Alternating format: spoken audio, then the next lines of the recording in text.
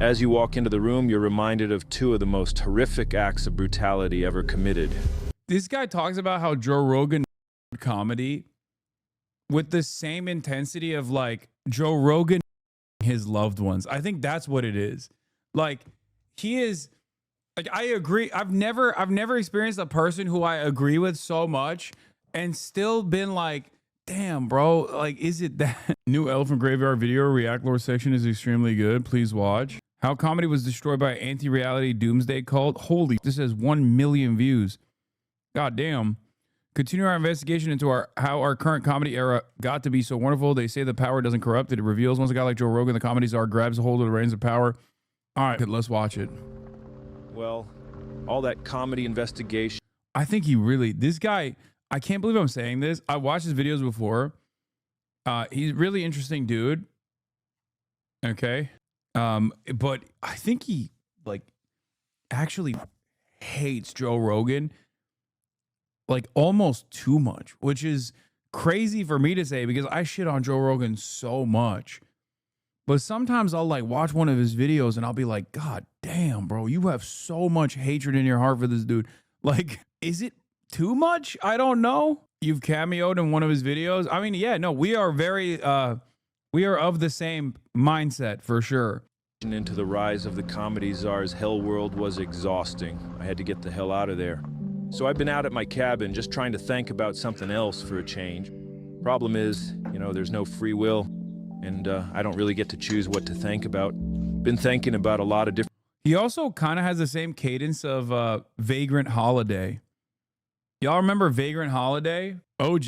This dude hates the Austin crowd comics like with a passion. Yeah, no, I know. It's like, I mean, I get why, especially if you're like a big fan, especially if you are a big fan of comedy. What the Austin comedy scene has done, what the Austin comedy scene has done to like broader comedy is brutal. It's awful. Different things, but seems like for every question I try to answer... Stand-up has always sucked even before Rogan? Nah, there's always been like some goats, and there still are.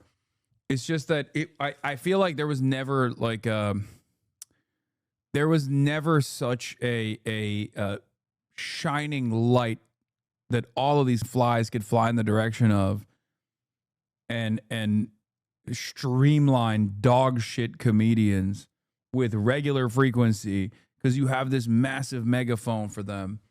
There's good comics and then there's bad comics. To say that there's like stand-up has been shit always is ridiculous. Sir, I end up with 10 more. It's getting ridiculous. But mostly the question that still haunts me every day is, how did comedy get so shit? Was it ever good? Why the hell do I even know who this guy is? And why for a moment, before my brain kicks in, does it seem normal that he's hanging out inside that sacred space at the center of the comedy universe? The comedy mothership green room. How hard we laugh in that green room, and it's the most fun. And the best thing about the green room is how restrictive it is. Oh yeah, I love restrictions. You know, that you just can't go in there. You know, you got to earn that spot in the treehouse. You know, and so anytime you open the door, you'll see, you know, some of the best comics. Oh my God, our fave, and our other fave, and oh my God, it's Tony Hinchcliffe. Oh my God, oh my God. Alive, you know, that's our little space, man, and it is the greatest thing on earth. It's just impossible to make sense of anything going on here. And I can't help but feel like I must be living on another planet. I needed guidance. You know that our cerebral comedy guru, David Lucas, once told us that after his shows, we'd be thinking a lot. My jokes are very cerebral. So if you come to my show, I might say a lot of crazy shit, but on your drive home, you're going to be... And his wisdom is kind of what sparked this whole investigation into the comedy world, but I knew I needed to start thinking even more. So I wanted to go out and see David's act, and hopefully start to try and put all these disordered puzzle pieces together, to understand what's really going on at the heart of it all. Now there's a lot of great stages out there, but for me, my favorite venue in the entire world, hands down, is the legendary Massey Hall in Toronto. Its stage has been graced by the presence of the most iconic, influential, and beloved artists of multiple generations. Gordon Lightfoot, Oscar Peterson, Charlie Parker, Joni Mitchell, Neil Young, Patsy Cline, Bob Dylan, Ella Fitzgerald, Aretha Franklin, Rush. Now, I don't know who any of these people are, but my dad says they're very important. I even saw my first ever stand-up comedy show there, Jerry Seinfeld, when I was just a wee lad. It's the oldest and most iconic venue in Canada, and performing there has long been considered a landmark event in one's career. And finally, in 2025, the strength of her stage's mythical hardwood planks would truly be put to the test, as the of Tony, including massive comedy success David Lucas, I'm put my hand in my ass and make you smell it. would be taking the stage for what Okay, he's not wrong. That is very subversive. It's going to make me think about it on the car ride home. As I drive the car directly into a wall at 65 miles an hour. That is cerebral. I'm going to think, why? Why would anybody do that? promised to be a wonderful comedy event. So I watched the show. When it was over, you know what? He was right. I was thinking a lot. I was thinking about how bizarre it was that these low-level, On the drive home, man, I wonder what his hands smell like. Dookie, that's what. no offense, but subhuman cretins, or some other guy Yeah, that is strange, isn't it? It's just odd. I don't know what's supposed to be funny about that, but I mean, it's also in the same vein as like watching Sean Ryan to get in tune with the new conspiracies, and every single person is like directly an operative slash a guy who currently works for the State Department, telling you the real foreign entity you must fear is the Chinese. that works for the president. Like, what the hell was actually going on here? I couldn't relax until about 5 or 6 hours, so that improves the value at least. As you walk into the room, you're reminded of 2 of the most horrific acts of brutality ever committed. This guy talks about how Joe Rogan murdered comedy with the same intensity of like Joe Rogan murdering his loved ones. I think that's what it is. Like, he is like, I agree. I've never experienced a person who I agree with so much and still been like, damn, bro, like, is it that serious? Like, you make it seem like he's your family. Like, you are actually the highest ranked hater I have ever seen. He's like infiltrating the Austin comedy scene specifically so he can take revenge. Yeah, Joe Rogan, my comedy-loving grandmother. Joe Rogan, my comedy-loving father. And Joe Rogan, my comedy-loving mother. And my dog. My dog also loved to laugh. Joe Rogan's my dog. Which is good, because when you're thinking about what happens when an atomic bomb blows up over your head, it makes the terrible show you're witnessing seem like an okay alternative. No That's idea who the crazy. comics were. Who cares? They were shit. And of course they were, we already knew that. What we want to find out is why or how. But the vibe was very bad in there, very negative, and so I got the hell out of there and began walking down 6th Street, where a horde of scary, methed-out ghouls began to oogle me, which, compared to the vibe in the comedy spaceship, was honestly much more welcoming. And that's when I saw it. In the alleyway behind the mothership, a flock of comedy pilgrims had gathered, lining up. They told me they had traveled from all over the country for their chance to win 1 minute of stage time there, their opportunity to climb the ladder to a higher tier class of human. A real comedian. I couldn't believe how many of them there were. They were all over the place, living in their cars, in tents. So many comedy pilgrims, everywhere, just taking over the entire area. And I started thinking about how the hell all these people ended up here. I started thinking about human migration. Like, how did you end up where you are?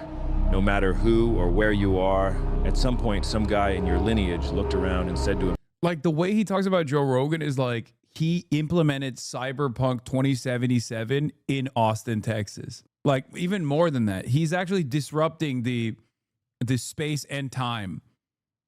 Okay, he's disrupting our universe. He is such a powerful entity. His shiny bald dome has caused a real fissure in the force. himself, this, I gotta get out of here. Packed up and went to a new place. Packed my bags and headed home. When I got back to my cabin, I placed a photo of my guru above my typewriter with a sign that said, "Keep thanking." And that's what I did for several weeks, obsessively, compulsively. And it led me to discover what's actually going on behind all this unsettling comedy stuff. And that we were right to find it so unsettling, and evil, and vile, and that what we're witnessing with this Austin comedy thing is actually part of a massive operation designed to destroy the entire world. And I know that sounds kind of out there, but as you'll see, that's actually part of their design. I thank my comedy guru David for helping me get my thinking back on track. Tasmai Shri Guru Namaha. This is what D&E haters do to you? Okay, not a single one of them has the talent that this dude has on his fucking pinky finger nail. The entire space of Destiny, Ethan, Asmongold, haters, and all their orbiters and whatnot do not have a fraction of the talent that this dude has, okay? A fraction. I mean, obviously, I'm joking when I say this dude really fucking, he's a D1 hater. But like he's obviously exaggerating for the sake of the meme, but he's clearly, it's a bit, and he's also clearly very talented. To answer the question of how comedy got so shit, we need to go back about 375 million years. To the first of those migrations we mentioned earlier. Migration is baked into our DNA, guys. I don't know if you knew that in advance, but I am seeing on my YouTube analytics here that 87% of you only got your grade 10. So, in case you weren't aware, humans began as simple tubes, a mouth and an asshole, purest form of a proper organism, just floating in the ocean somewhere, and eventually that tube evolved into this fish kind of thing. And this fish, this was the first in our lineage to become a new guy and to migrate. The ocean where he was all fucked up, and he looked around and said, Remember when Maya was over and I found out about a guy who just couldn't become a guy? There's a type of fish out there that literally is halfway evolved and is just chilling. I forget what it was, a mud skipper. A mud skipper. That's a fish that literally just like kind of said, I'm chilling. I'm going to stay at this point of evolution. I'm not moving on from this. Gotta get the hell out of here. And he migrated out of the water and onto the land, becoming a land guy. He then somehow transformed into a little rat kind of thing with nipples. And the nipple rat evolved into like a monkey chimp thing or whatever. And then the chimp or ape or whatever, it became a human guy. It wasn't long until those human guys, like that fish before them, looked around and said, I gotta get the hell out of here. And they migrated. Is that a slur? No. No, that's not I know it sounds like it, but no, it's a real fish. It's a type of fish that is not a fish. Or I guess it is a fish, but it's not like, I'll just show you. Okay, this is a mud skipper. It has like little arms, and actually it is outside of the water. Like it exists outside of the water. And it just, I jokingly, when I found out about its existence, said it looks like it got done. It didn't get done evolving. It just like stopped.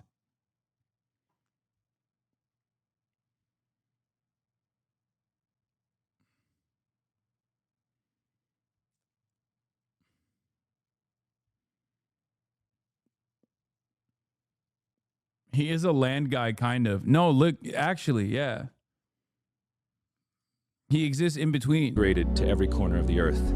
A lot of animals. It stopped before it needed to pay taxes and rent. Yeah, it took some time outside, saw everything, and said, nah, fuck it. I'm good. He saw what it was all about, and he was like, oh, dude, that's what they did to Cracker Barrel? I'm out. Fuck that, bro. They've taken out all of our cultural institutions. Even Cracker Barrel's gone woke. I'm good. I'm going to keep being a fish. And also sometimes an in-between kind of guy. Have these built-in mechanisms. We are no different. Just like how birds have like a magnet in their brain or something, which tells them when and where to migrate somewhere else. It's obvious from these historical records that the human instinct to say, fuck this, I gotta get out of here, becomes activated in times of fear. Fear is processed in the most ancient part of our brain, and it puts us into a fight or flight mode, just like the fish guy. And I don't know if you've looked around at the world lately, but People really are losing their shit. The whole world is on fire. There are crazy guys with nukes yelling at each other, and bombs are flying around all over the place. The air is full of smoke. All the fruit just tastes like wood now. We've all got microplastics in our brains. That can't be good. Plus, it's so hot out, I'm gonna piss myself. And don't even get me started on all those politics. What the hell is going on with TikTok?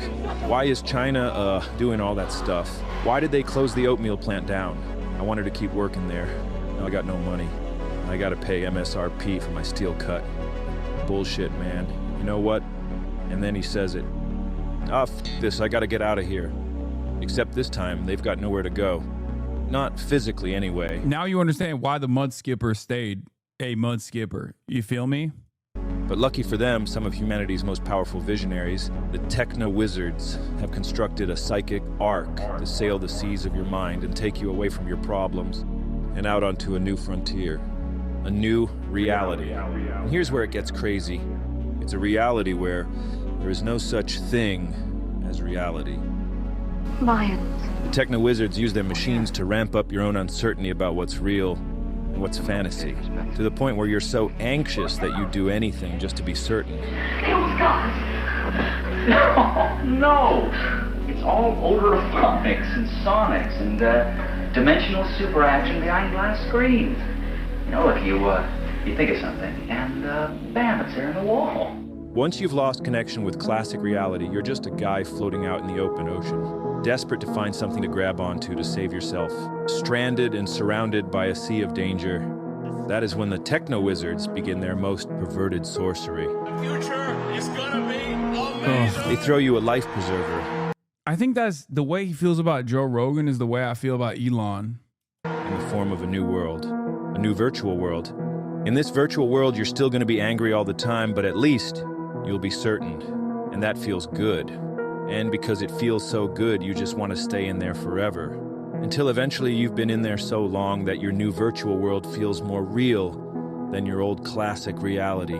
And once it's become more convincing than classic reality, it just becomes your new reality. Congratulations, you've migrated to a new place. It's a new reality, except it's anti-reality. It's what's called a hyper-real simulacrum. The battle for the mind of North America will be fought in the video arena. Yeah. The television screen is the retina of the mind's eye. Therefore, the television screen is part of the physical structure of the brain. Therefore, whatever appears on the television screen Pay attention. emerges as raw experience for those who watch it. Yep. Therefore, Oh, yeah. television is reality, Yep, exactly. and reality is less than television. There are a lot of visionaries in this world, all with their own ideas about creating new worlds into which we can migrate. But only a few have acquired. People saying this is like an Adam Curtis documentary. Yeah, if Adam Curtis had this much hate in his heart for anything, and the thing that he had this much hate in his heart was the death of the comedy scene in one part of the United States of America. The wealth and influence to actually execute such migrations at full scale. Movements triggered by everyone saying, I gotta get the hell out of here, happen all the time. Throughout history, wealthy, influential people have leveraged these waves in order to serve their interests, using their power to direct migrants in or out of places beneficial to fulfilling their goals.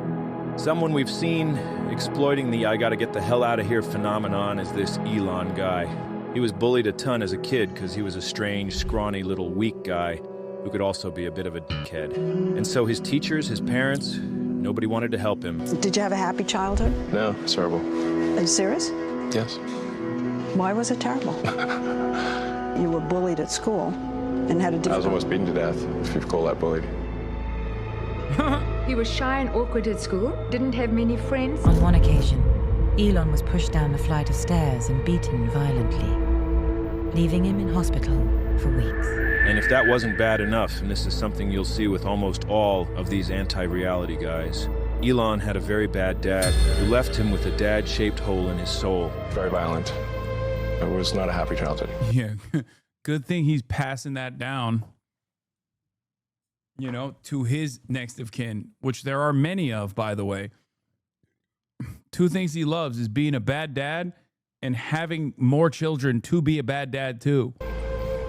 My father has this serious issues. When Elon received that severe beating as a kid, his father berated him and blamed him for it. Made him stand for hours, called him an idiot, and told him he was worthless. Proper bad dad stuff. All these experiences made Elon internalize the belief that this world is a scary, dangerous place. Wouldn't it be nice to just get the hell out of here? Well, later in life, he acquired an immense amount of wealth and immediately began to use it to try and reconstruct reality, to cope. He put heaps of that money into trying to build this Mars colony thing, which is never going to happen, but that doesn't matter. The real point of his Martian cope is creating a virtual reality to migrate to, one where this colony thing would actually be feasible and he could actually escape the Earth and live on another planet. And that gives him hope that he could actually get the hell out of here. All this crap here, this is all just for Elon to fantasize about getting the hell out of here. Nobody is going to f***ing Mars, man. The world is still scary to this guy. He still feels like he's getting bullied when everyone online is telling him he's a loser. That's why he bought Twitter. Everyone on there was being mean, so he just bought the thing so he could control it. Pretended the millions of guys calling him a loser were just bots and trolls, so he could just kick them out and reshape the site into his own ideal version of reality, and then pretend that this simulated version of reality is reality. He wants to be a guy who's great at video games, but he's a total noob. He's the kid that would turn the Nintendo controller like a steering wheel while playing Mario Kart, while his mouth hangs open. Where I come from, we call that Thomasing. Okay, chill, bro. I feel getting... This is the second time I feel called out. Can we calm down with this? Okay, can we just chill out with that? Just cool on that part, you know? Just that. But Elon just wants to win something. And he can't play sports because, I mean, look at him. He never had the makings of a varsity athlete. So again, he uses his wealth to just pay guys who are actually good at video games to play the games for him. And then he pretends it's him playing the games. And then he got caught. There are 4 things there. And all the actual gamers all started watching him play and laughing at him. 4 things. He clearly has no idea, bro. And started playing the games himself on stream, but just got harassed the entire time and then pretended his connection dropped so he could get the hell out of there. Connection lost. Elon wants him being a hero to be part of his hyper-reality as well. For a while, he was seen as a savior figure, but that illusion, he tried to reclaim his hero status by inserting himself into the rescue of those 12 Thai kids trapped in a flooded cave. He stuck his nose into the rescue operation, despite nobody asking him to, and offered them an old metal tube from the SpaceX garbage dump that they were throwing out anyway, and telling the actual rescue divers who were down there trying to do their jobs to toss the kids in this tube and pull them out. When the rescue leader told him this is insane and makes 0 sense that the tube wouldn't even fit through the intricate cave system, Elon rage quit and called the guy a PDF file. Connection lost. He's tried to add being like a funny comedy guy to his hyper-reality, wormed his way into the... I think that was the biggest insanity out of all of the different hats that this dipshit has tried to wear. Like, he's just, like, at least with his autism, you would assume that, like, gaming could be a better analog. Gaming could be, like, a better field to go into. But god damn, let me tell you what does not work, especially with his type of autism. Comedy, okay? Holy shit, dude. I've become meme, a destroyer of worlds. I love dank memes. I'm such a fan of dank memes. Stand-up comedy world, got on stage with Dave Chappelle and just got booed by an arena full of comedy fans. Rejected again. Even got into the government somehow. Started trying to cut all this funding from everything, hoping they'd give it to him instead to build more spaceships. Damn, when you think about it, he really everything, bro. He really just keeps going to different places where he is not welcomed and every damn thing up in the process. Like, he gets booed by the Dave Chappelle audience. Okay? He gets kicked out of destroying the government after he bought into that position. Like, who likes this man? Yeah, he's the reverse Midas touch. It's just everything he touches turns to shit. Dude, my man, love watching your streams for years despite my African internet. Keep it up, bro. Hell yeah, chatter. Hope you were able to you were one of the 1% that is tuning in from the African continent as we did on the census yesterday. so he can get the hell out of here sooner. But the president also started bullying Elon and ended up taking away his lunch money. And now, Elon's even more messed up, even more desperate to escape, and finding it harder and harder to cling to that Mars colony coat. With Elon, where I said, if Trump doesn't win, I want to just leave the country. And then Elon said, there's nowhere to go.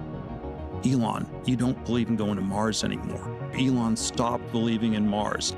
So he's allegedly retreating into a haze of ketamine-fueled escapism, just trying to get the hell out of here. The only way to make sense of all this strange behavior is that it is an effort to construct his own hyper. I can't even get myself to watch those podcasts with like Sam Altman or Palantir guy, Palmer Luckey, Alex Karp, the other Palantir guy, Palmer Luckey from Anduril, or Peter Thiel or Elon. Like all of these guys, whenever they're on these podcasts, like you just look at them, you're like, you're a literal reptile. Like you are actually a lizard person. What is going on? How is this even possible? I thought this was like a movie thing. Like I thought lizard people like this only existed in the imaginations of Hollywood producers. You guys are living it. I don't know if you saw a bunch of movies and you were like, I want to be a villain. Like, I don't get it. Like, watch movies and we're like, I want to be just like the villain. I mean, with Palantir, it is quite literally what he did, right? Like Peter Thiel watched Lord of the Rings and was like, oh, that evil thing. I want that for me. I want to be the evil guy. I want to be the villain. It's so strange to me. But I genuinely can't even get myself to watch a lot of these podcasts and things like that because I can't stand it. Like it just makes me feel so icky. Like they're just gonna, like they're staring at me from with their dead eyes, their dead beady eyes that are lifeless from the other side of the screen. Reality into which he can migrate and escape the scary world that rejects him. I actually saw a video of his ex-wife talking about how he does this, and I mean, she would know. We create a parallel world to escape the world that rejects us, or the world that we find too painful to live in. But some people are so good at doing this and master such an amazing skill set that they take their world and they infuse it into our world. The Palantir guy looks like evil Taika Waititi. That's true. He does. Alex Karp does look like Taika Waititi if he was white and evil. She knows. And they change the world. Exactly. And these are the people we call visionaries. People who move between worlds. Exactly, yes. Between states of consciousness. Elon learned firsthand the idea of constructing parallel worlds and hyper-realities during childhood. He grew up in South Africa, a country designed by white guys from Europe who had to get the hell out of there, move to Africa. But also, I don't know what this is about, but I don't know if this is inappropriate for me to say, but especially after seeing like older photos of Elon when he was like a baby, when he was like a child, he looks so Asian.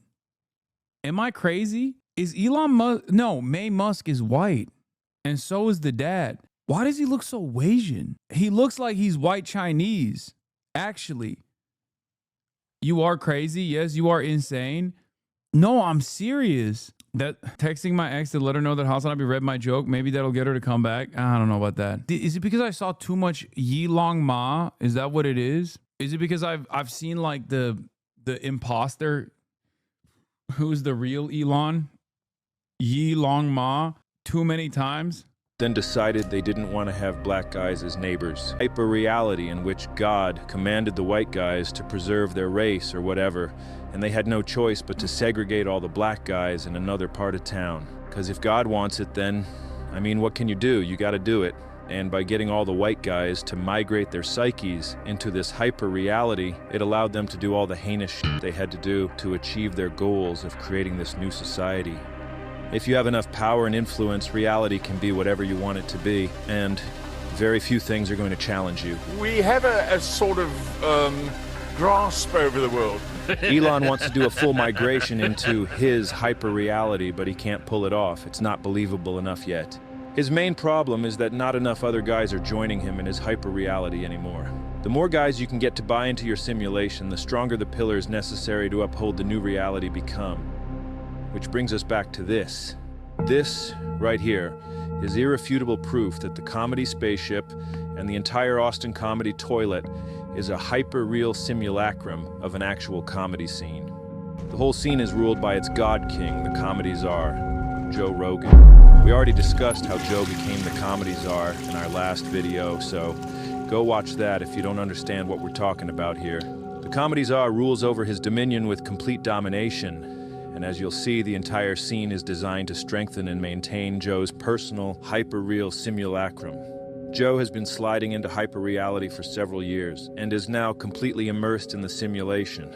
A reality in which he is a very smart, special boy. My personality that is just immune to bullshit. He has a unique ability to see what's really going on in the world, and he's helping society by scouting for the otherwise unseen danger up ahead. I'm like a scout, right? Like if you sent me down the trail, and I'm like, hey, there's a cliff. We're running towards a cliff. Stop, everybody stop. That's true. That's why he endorsed Donald Trump, because he saw the cliff and was like, we should run faster. He never said what he would say when he saw the cliff. Okay. He saw the cliff and was like, oh, we should actually slap the asses of the buffalo. We should boulder faster in the direction of the cliff. There's a cliff! There's a cliff! He believes the universe chose him as a sort of prophet, destined to help guide humanity through this age of chaos. But just like Jesus Christ, the people misunderstood and rejected him. Like the universe has put me in this place where I can at least have access to more opinions than most people. And they're like, you're an anti-vaxxer! You don't believe in science! Hashtag Joe Rogan! I'm taking in opinions from all directions, 360 degrees. Nice, all right, let's see what Joe scouted up ahead on the trail for us today. I love Canada. Shut up. I love the people. I just think they're going down a dark road with this government. Uh-oh. They allow polygamy now in Ontario. Yeah, they just passed a law they allow polygamy because they have so many Muslims there. His hyper-reality no longer has any real connection to classic reality. So when did Joe begin this psychic migration? Well, a few years ago he decided LA was the reason his life sucked. So he got the hell out of there, moved down to Austin, Texas. You saw it during the George Floyd times in LA. Oh, yeah. When they were burning those cop cars on the highway, and I remember seeing that going, I gotta get the f out of here. Oh, shit, he actually said it. When he realized he was still miserable in Austin, he had to get the hell out of there again. But he had nowhere else to go, so he began a full-on migration into his simulacrum. Because he's so rich and holds autocratic control over his entire simulacrum, he can be the dictator of what is and isn't real. Like the fact that he's a real comedian, one of the greats, and that the world as we know it is finished. I will say, I think as someone who lived for so long in Los Angeles, I doubt he likes Austin, man. I think I'd be really surprised. Like, even though he loves being surrounded by sycophants and shit, and Austin is perfect for him because he's able to just like dominate a much, much larger fish in a much smaller pond. I just don't, literally just LA South. No, that's not true, man. You guys are wrong about that. I think Austin had something. And ironically enough, I think that something that it had has been destroyed by people from Los Angeles. Like the Keep Austin Weird shit has created a magnet-like force for a lot of the actual right-wing weirdos, like losers, that left for a low-cost alternative without like losing too much of the cultural vibes. And they basically migrated too much to Austin and turned it into, bastardized it. Oh my God, this is such a good. Yeah, they bastardized it into conservative Portland, dude. And yes, I do think because of Austin's size and like relative position in Texas, it was easier to just like change its trajectory from becoming organically like a cool town, because it does have like some elements still. Where can left-wing people live in the U.S. now? What do you mean? You can live anywhere you want, and there's left-wing people everywhere in the country. I'm just talking about like overall vibes. I don't know. I cannot for the life of me think about like I don't know. When I look at Austin, I just think like downtown Austin is like it has its cool spots, but overall it's so cookie cutter. It's so, if it was instead like a low cost, truly weird artist communes left and right, gay shit happening, a cool town, if it just stayed like that, it would have been nicer. But it is a suburb pretending to be a city. It has like a small sliver of a city, and then the rest of it is just like suburbs that are 45 minutes away. And that growth was accelerated in the worst direction, first by South by Southwest, and then by the Joe Rogan types. All of the Silicon Valley tech guys migrated to Austin because of South by Southwest and shit, and then they literally turned it into one big crumble cookie, blue bottle riddled dystopia.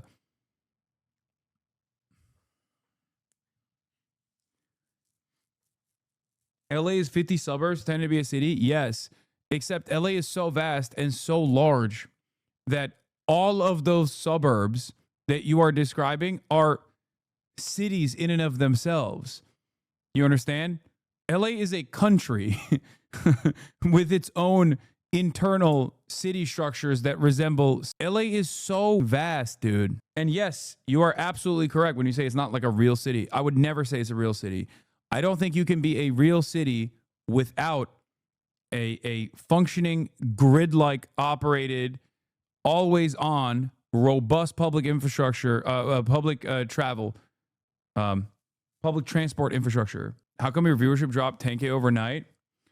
Because I was botting and they caught me, and not because I'm a political content creator, a political commentator who also does fun stuff with an audience that mostly is watching during the week for news and developments. They're turning Philly into LA next, gutting transit here soon. That would be terrible. I mean, it's in the title. I said organic fall off. Zero Boss Streamer, organic fall off. Cracker Barrel Woke, React Lord. It's the end of the age. Doomsday is upon us. We are in Kali Yuga. We are in Kali Yuga. And the Hindus were very smart in their idea of, it was the Hindus, right? Yes, the Hindus, yes. They came up with this idea that there are certain ages the Hindus are very smart. Of civilization. Correct. That they go through these It's cycles. Kali Yuga, right? What is the period we're in now? Because it seems like it's coming to an end. This is Kali Yuga, man. This is some weird shit that was predicted by the Bhagavad Gita. This is Battle of the Gods, yeah. Ragnarok. Tell me. This is what happens in cultures. Like, it's almost inevitable. He even has his own theory about what's driving us toward the end of the age. Hard times create hard men. Hard men create soft times. Soft times create soft men. Soft men create hard times. We are now around soft men in hard times. In his reality, he's a hard man in a world run by soft men who have allowed the destruction to happen. He's been yelling about that cliff we're all supposedly headed towards, but he feels like nobody's listening. So now he feels like the destruction must happen in order to restore the world back to its proper state. I don't think we're going to wake up. I think it's going to take something like a natural disaster or some real event, some 9/11 type event. It's just, I don't know where it ends other than a wake up. And a wake up is like a meteor hits us. As you can observe with your own eyes, this soft, doughy collection of spheres stacked on top of each other thinks he's actually a hard man. But obviously, he's the soft man, making everything worse. He's one of the softest men of all time. Never worked a day in his life, whines and complains for hours on his podcast over the dumbest shit year after year. How dare we say Merry Christmas? How dare Cries you hysterically for no reason and thinks sitting in a sauna is some kind of achievement in overcoming adversity. For the record. Is that fake? He gets duped constantly by the most obviously fake stories, photoshops, and AI images. Fact-checked, volcanoes do not produce... Reuters is on your ass. Idiot. Yeah. And somehow he considers himself one of the... That's why he was like, they should make it... Remember when he said, they should make it illegal to fact check? He did say that. That was probably one of his funnier moments. in the last decade when he just dead ass said, no, they should make it illegal to fact check. Up there with why does it lie? When he was looking at the Creator Clash video, dad beats his own son. Why does it lie? When referencing being clickbaited. Some of his finest moments. Greatest comedians of all time. It's embarrassing. It's clear and undeniable that he's living in some sort of inverted alternate reality inside his own mind, just like we said. And if that's upsetting to hear, it's because you are also living in the same kind of hyper-real simulacrum, and that remark just threatened to knock down one of those pillars holding up your alternate reality. You're feeling this right now because once those beliefs become ingrained, the self-preservation instinct activates. And any time those pillar beliefs are challenged, it's experienced as an existential threat because it could collapse the entire simulacrum and drag you back to that classic reality you had to get the hell out of in the first place. Consciousness is really just a big hallucination anyway. It's completely malleable. Change what's in that brain, and you change reality. For example, sometimes our brains get built a little wonky, and you get OCD, schizophrenia, all this stuff that makes your brain unable to stay in one version of reality. Very stressful. Likewise, it's very stressful when the pillar beliefs upholding your hyper-real simulacrum are challenged, as they threaten the stability of and your attachment to reality. It creates existential anxiety, and that anxiety must be relieved without destabilizing the simulacrum, and that often results in horrific consequences. Becoming the comedy czar gave Joe an immense amount of wealth, which allowed him to construct a sort of compound in which he could protect his precious simulacrum. A bunker, which would protect him from sliding back into the ever-so-painful classic. And using his millions of dollars and massive influence, Spotify. Jobles attracted a flock of devoted followers. Jobles. Who uphold and strengthen his new reality for a chance to get a piece of the pie. It takes a whole community to properly uphold a hyper-real simulacrum. You get the feeling this guy does not like Joe? Wait, what makes you think that? What makes you think that this guy doesn't like Joe? That's strange. And Joe succeeded where Elon failed. Joe has been able to fully complete his migration by amassing a huge support network. He achieved this through several tactics. 1, by offering himself and his show as a friendship simulator during the loneliest era in human history, for his audience, but also for himself. Oh, he's going. Day drinking rules. 2, in an era of political confusion and turmoil, he became a compass for guys with double-digit IQs who are too lazy to learn anything by themselves and don't even know how to, because they barely know how to read a real book or even a Wikipedia article. Yeah. Only could figure out what the coaster's for. 3, by becoming a father figure to guys who needed their dad-shaped holes. Those holes longed to be plugged, and Joe became a convenient surrogate. His love and wisdom available 24/7 on Spotify, YouTube, or your podcast app of choice. Come on. And 4, Buffalo Trace. I thought that was Tony Hinchcliffe. Sorry. We thought we'd do a sample tasting for you. By providing an economic incentive model with his podcast becoming the home shopping network. Tastes good. As well as a PR washing machine. This is funny. I went into Lorne Michaels' office, and he was talking, and I was convinced I was getting fired. Like, I knew I was getting fired. And I was like, if I get fired here, whatever, I'll just go do Joe Rogan next week, and I'll be fine. And through comedy, by creating his own comedy cult with its own built-in multi-level comedy. It is kind of true that it is a way to launder your reputation, and I think he uses that as a vehicle now for billionaires, which is like, that's it. Like, he used to do it for like dorks who get caught, saying icky, gross, racist shit, right? But ultimately, those were like marginal players. And I wouldn't even say like, Shane Gillis, this guy hates Shane Gillis too. I think Shane Gillis is all right. He has his good moments, he has bad moments. That's just how comedy is, right?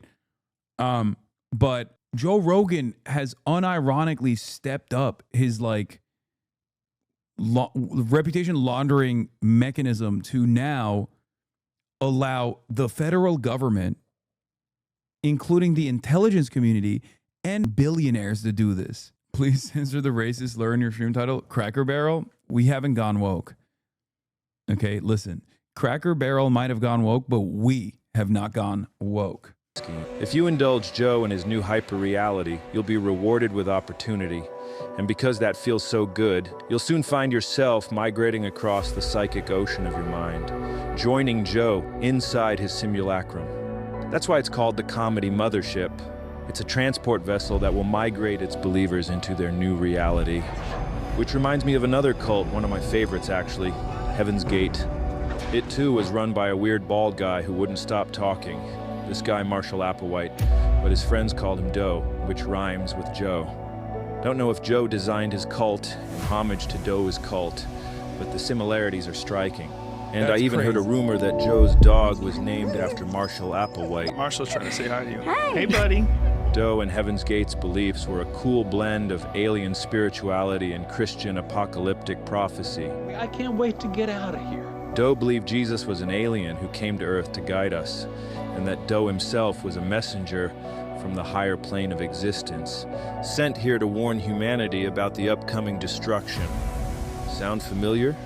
The name Jesus, of course, was the name given to the body, that mind that was indeed from the kingdom of heaven, and that mind came for the express purpose of teaching humans. I guess the scary element here is that Joe Rogan is not a psychotic cult leader.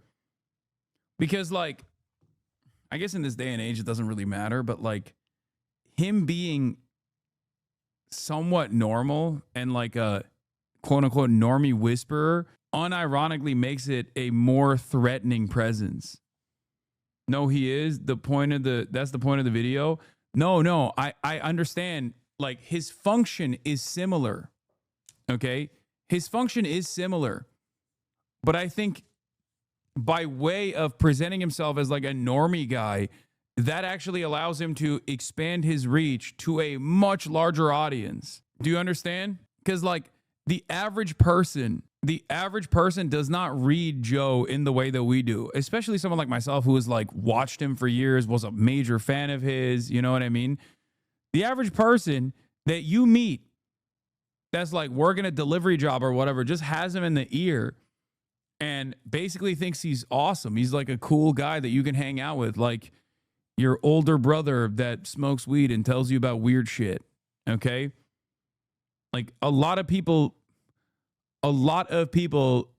think this way about Joe. They don't think of him as like some weirdo who has like developed a cult of sycophants, who is there as a mechanism to launder the reputation of like some of the biggest villains in society, not even like American society at this point, basically like some of the biggest villains around the globe, you know, like the Peter Thiels of the world. Because when you're like this guy, when you're Heaven's Gate, you have a limit to your reach, whereas Joe does not. Joe is limitless in his reach.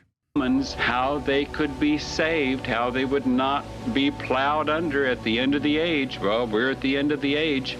Like the universe has put me in this place where I'm like a scout, right? Like if you sent me down the trail and I'm like, hey, there's a cliff. Now, they didn't have podcasts back then, but Doe's lengthy, rambling seminar videos would fit in perfectly to our current podcasting landscape.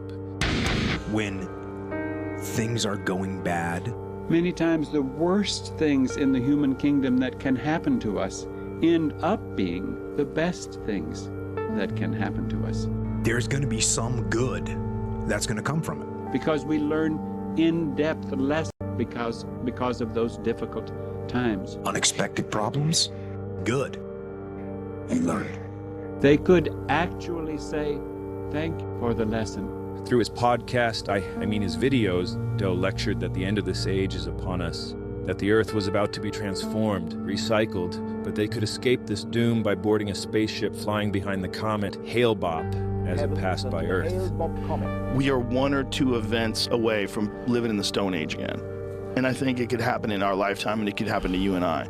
People who would consider themselves intelligent beings that say, well, that's absurd. What's all this doomsday stuff? What's all this? We're in this very strange sort of existential crisis as a civilization that's not being recognized. And in the meantime, we're distracting ourselves. You know, intelligent human beings should realize that everything has their cycle. They have their beginning, they have their end, they have cycles. Hold on, didn't we Isn't that the exact same? There are certain ages, almost unavoidable, of civilizations that they go through these cycles. They have cycles. Cycles. That they go through these cycles. They're the exact same guy. Every civilization, when they're at the brink of collapse, becomes obsessed with gender. The whole thing is falling apart. The foundation of our civilization is falling apart. Doe offered his followers a way to save themselves from what he called the recycling of planet Earth, which was about to begin. He and the cultists needed to die so that the spaceship... Like, that's what I mean. Like, he's not doing that. You know what I mean? He's just doing it for something much simpler, which is a ton of money and a ton of admiring fans. Don't say yet, bro. Stop. Y'all are nutty. This is, like, not supposed to be taken sincerely, I don't think. Ship flying behind the comet could pick up their souls as they left their bodies, carrying them away to the next level of existence, to a new reality. The cultists all submitted to Doe's authority, believing that he was the gatekeeper through which they could ascend to that next level. The ultimate test came when that comet finally arrived, and they all did a full sui in order to join Go and board that spaceship. And if you know anything at all about the Austin comedy cult, this all sounds eerily familiar, doesn't it? That's because Doe and Joe are the exact same strain of guy. Think about it. Just like Doe, Joe also offers his followers a way to transcend their lives and enter a new reality by boarding the comedy mothership. The comedy cult's followers also must commit a sui to transcend into that new reality. Not a literal full sui, but the kind of sui that existentialist Albert Camus called a philosophical sui. When we're faced with the absurdity of life, the fact that the universe is pure... This is your Ukraine too? You think Joe is going to lead a suicide cult? Like, you think Joe Rogan's final evolution, his final stage is going to be leading hundreds of thousands of people in the masses that adore him into committing suicide? He's not even making that point. Some of you watch a YouTube video and you just lock in a little too hard, you know? Chaos, despite our deep desire for order and meaning, we have two options. You can embrace the absurdity, surf the waves of chaos without copes, or we destroy ourselves, either literally or much more commonly through a philosophical sui. You don't sui your body, but you do sui a part of your inner self. You kill the part of your mind that's inquiring, the part that's honest, the part that embraces life's absurdity without copes, and you fill the hole left behind with things that offer false certainty in place of honest doubt. Religious faith, political partisanship, materialism, hollow spirituality, scientism, hustle cut culture, digital escapism, reactionary nostalgia, being a fat drunk idiot all the time, philosophical overthinking, cultism and guru worship, or complete submission to authority, sometimes all of the above. Greetings to you, my friends. It's me, D. Trussell. Take this guy, Duncan Trussell, for example. One of Joe's longtime friends and a former advocate of radical honesty, truth-seeking, and psychedelic wisdom. Not long ago, he was the lone voice of reason in Joe's inner circle, and the only guy to openly predict how Joe would be corrupted by powerful forces looking to exploit him for access to his far-reaching media platform. People have decided you're one of the magnifying glasses focusing this beam of attention into the world. You have to watch out because people are gonna like try to exploit you. That's the main thing, is like people recognizing what you are, who have political agendas, will infiltrate your shit and then start blowing out their radioactivity into the world. And you have to wrestle with your identity. I worry about you, man. He was well aware of these billionaire techno-wizard freaks out there, manipulating... Yeah, that was the last shoe to drop, I think. That was... What is this, Hasan? No, like, Duncan Trussell is, like, being a really interesting person in, like, the Joe Rogan universe, because he's, like, an OG friend of Joe Rogan. Joe Rogan, like, has a lot of respect for him, and he tried to warn him ahead of time. Like, he tried to warn him, like he tried to do like an intervention. 50K viewers to 25K. You don't view bot for sure, dude. Do you think I'm Asmongold? What the? When's the last time I had 50K viewers? I like that these dudes, every single person that is up each other's ass on the view botting shit, have actively said, like, Hasan, his metrics are totally stable. So I like that a lot of the people that are fans, a lot of the people that are fans of like people who are being called out for either unwittingly or deliberately viewbotting have to come in here to be like, actually, I've decided you're a viewbotter. My haters are struggling, dude. The irony is, you should be telling me I've fallen off. Yeah, look at this pattern every 7 days. Yeah, what's that?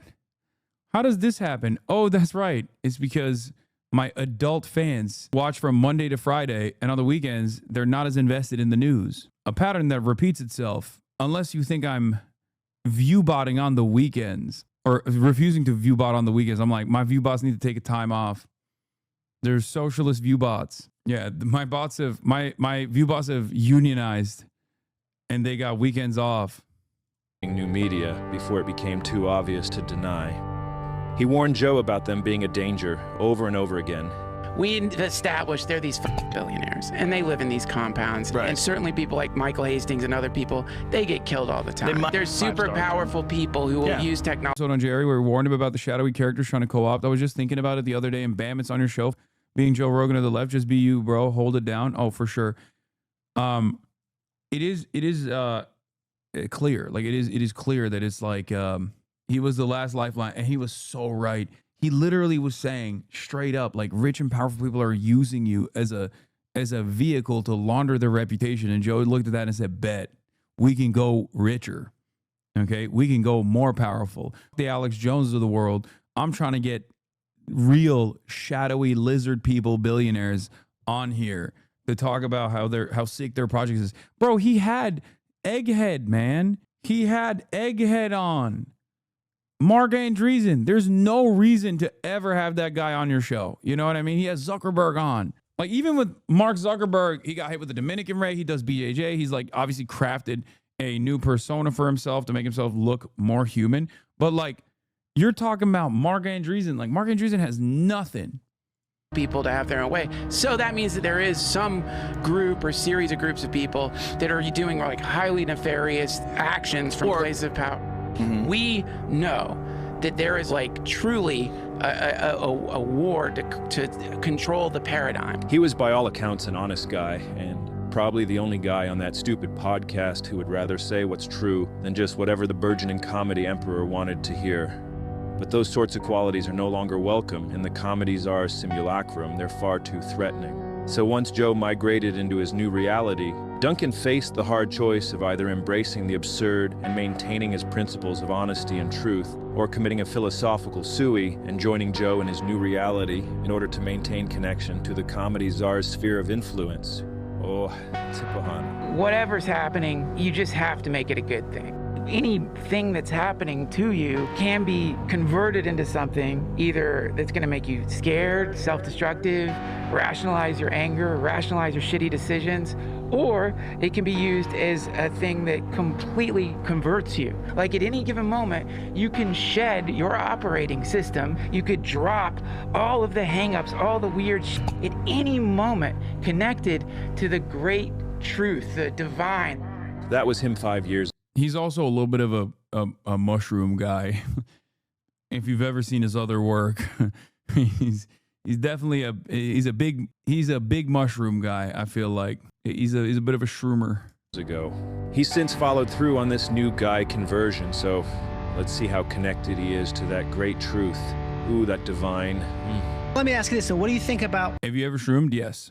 People who say that someone like Peter Thiel is the Antichrist. Here's what's fascinating to me about accusing Peter Thiel of being the Antichrist. Now, Peter Thiel, in case you didn't know this in advance, is one of the primary billionaire techno wizards we mentioned earlier. Yeah, he made Midnight Gospel. Duncan Trussell did. With his immense wealth, Thiel wields massive influence in politics, media, and online information from behind the scenes. He says cool stuff like freedom and democracy are actually not compatible. Pete's company, Palantir, is deeply embedded with the CIA, ICE, FBI, NSA, police, and the military-industrial complex, and promises to be the most powerful mass surveillance platform to ever exist. He subscribes to a philosophy that believes that civilization as we know it ought to be destroyed, and from its ashes, a new technocracy should arise, a new state run by a CEO king who wields absolute authority. Pete is part of this new military tech industrial complex, operating with little oversight while creating autonomous weapons and surveillance systems, and whose algorithms remain a complete mystery. He's a caricature of a villain, straight out of a comic book. But Pete is real, and the exact kind of nefarious, influential guy that Duncan used to warn everybody about just a few years ago. All right, back to Duncan. What's he... He, no joke, thinks Mordor was right. Yeah, that's what's so crazy about it. Duncan Trussell's an LSD guy. Lol. Yeah, I mean, it's the maximum mushrooms. That's what's so crazy about it, though. He's just like a person who has unironically crafted his entire worldview and personality off of a villain in a movie. Who the looks at a... And it's not like Lord of the Rings contains multitudes as far as, you know, the dynamic between good and bad. Like, it's unironically one of the criticisms against the work is that, like, very well-defined good, very well-defined bad. Good characters do good, bad characters do bad. There's some that go from bad to good in the process, but, like, it's always, there's no gray areas, okay? And this looked at a Marvel movie, pretty much, in terms of the good-bad dynamics and said, I'm siding with the bad. It's like watching Superman and being like, Lex Luthor is a misunderstood character. I think he's awesome, which is ironic because Lex Luthor in this iteration of Superman was directly tailored off of Peter Thiel. So now, I guess that cycle continues. Now we got new villains in comic book movies that are being written off of the real villains in American society that design themselves off of comic book style villains. Not true. Wrong. Okay, we got Lord of the Rings fans in the chat. No, I'm not saying Lord of the Rings is like Marvel, okay? Of course not. I'm not saying that at all. I'm simply stating that as far as like clear-cut evil and clear-cut good, like there's already, like, you can tell who's evil and who's good, not a lot of gray area in between. Some characters that change roles, but they go from one well-defined evil boundary to one well-defined good boundary, as opposed to like George R.R. Martin, where there is very clearly different forms of good people doing bad things, bad people doing good things. Ultimately, it's all over the place. It's closer to humanity than I would say Tolkien's work. I read both. I read Lord of the Rings, Hobbit, and also the Game of Thrones books way back in the day. Saying about Pete. Here's what's fascinating to me about accusing... You just hit a nuclear button saying that? Wait, what do you mean? Lord of the Rings is awesome. I love Lord of the Rings. I find it strange that people see this as like a criticism against the franchise. You're not wrong, but if we keep talking fantasy, it's going to trigger chat's autism, including mine. Peter Thiel being the Antichrist. Stop. He's very much talking awesome. And it was like totally normal dude, obviously super smart. There didn't feel like there was any kind of like subversive anything, nothing to really be scared of. Depressing, so people man. say that Peter Thiel is Antichrist, just for argument's sake. Fucking says that. You hear that? He's actually getting mad about this. Argument's Fucking says that. The reason Dunk's got to do this is because the comedy czar is actually Pete's friend now. Oh, this so he makes had me to become sad. a new guy to stay in Joe's circle of power. A shriveled husk of a guy. Being fed by the demonic umbilical cord attached to the bowels of the comedy czar, from which he can never disengage. He's cooked, finished, and God, look at him. He's just not... Bro, just watch one video of Peter Thiel, please. I would love to put a camera on Duncan Trussell and make him sit him through one singular Peter Thiel interview and be like, you see? What's your takeaway from this? Do you feel like he is the Antichrist, or do you feel like it's something even worse than that? Or do you feel like this is just a regular, banal guy? Not the same guy. Look in his eyes, it's obvious. Those are suey eyes. Well, that's a confirmed suey for Duncan. Rest in peace, man. Quel dommage.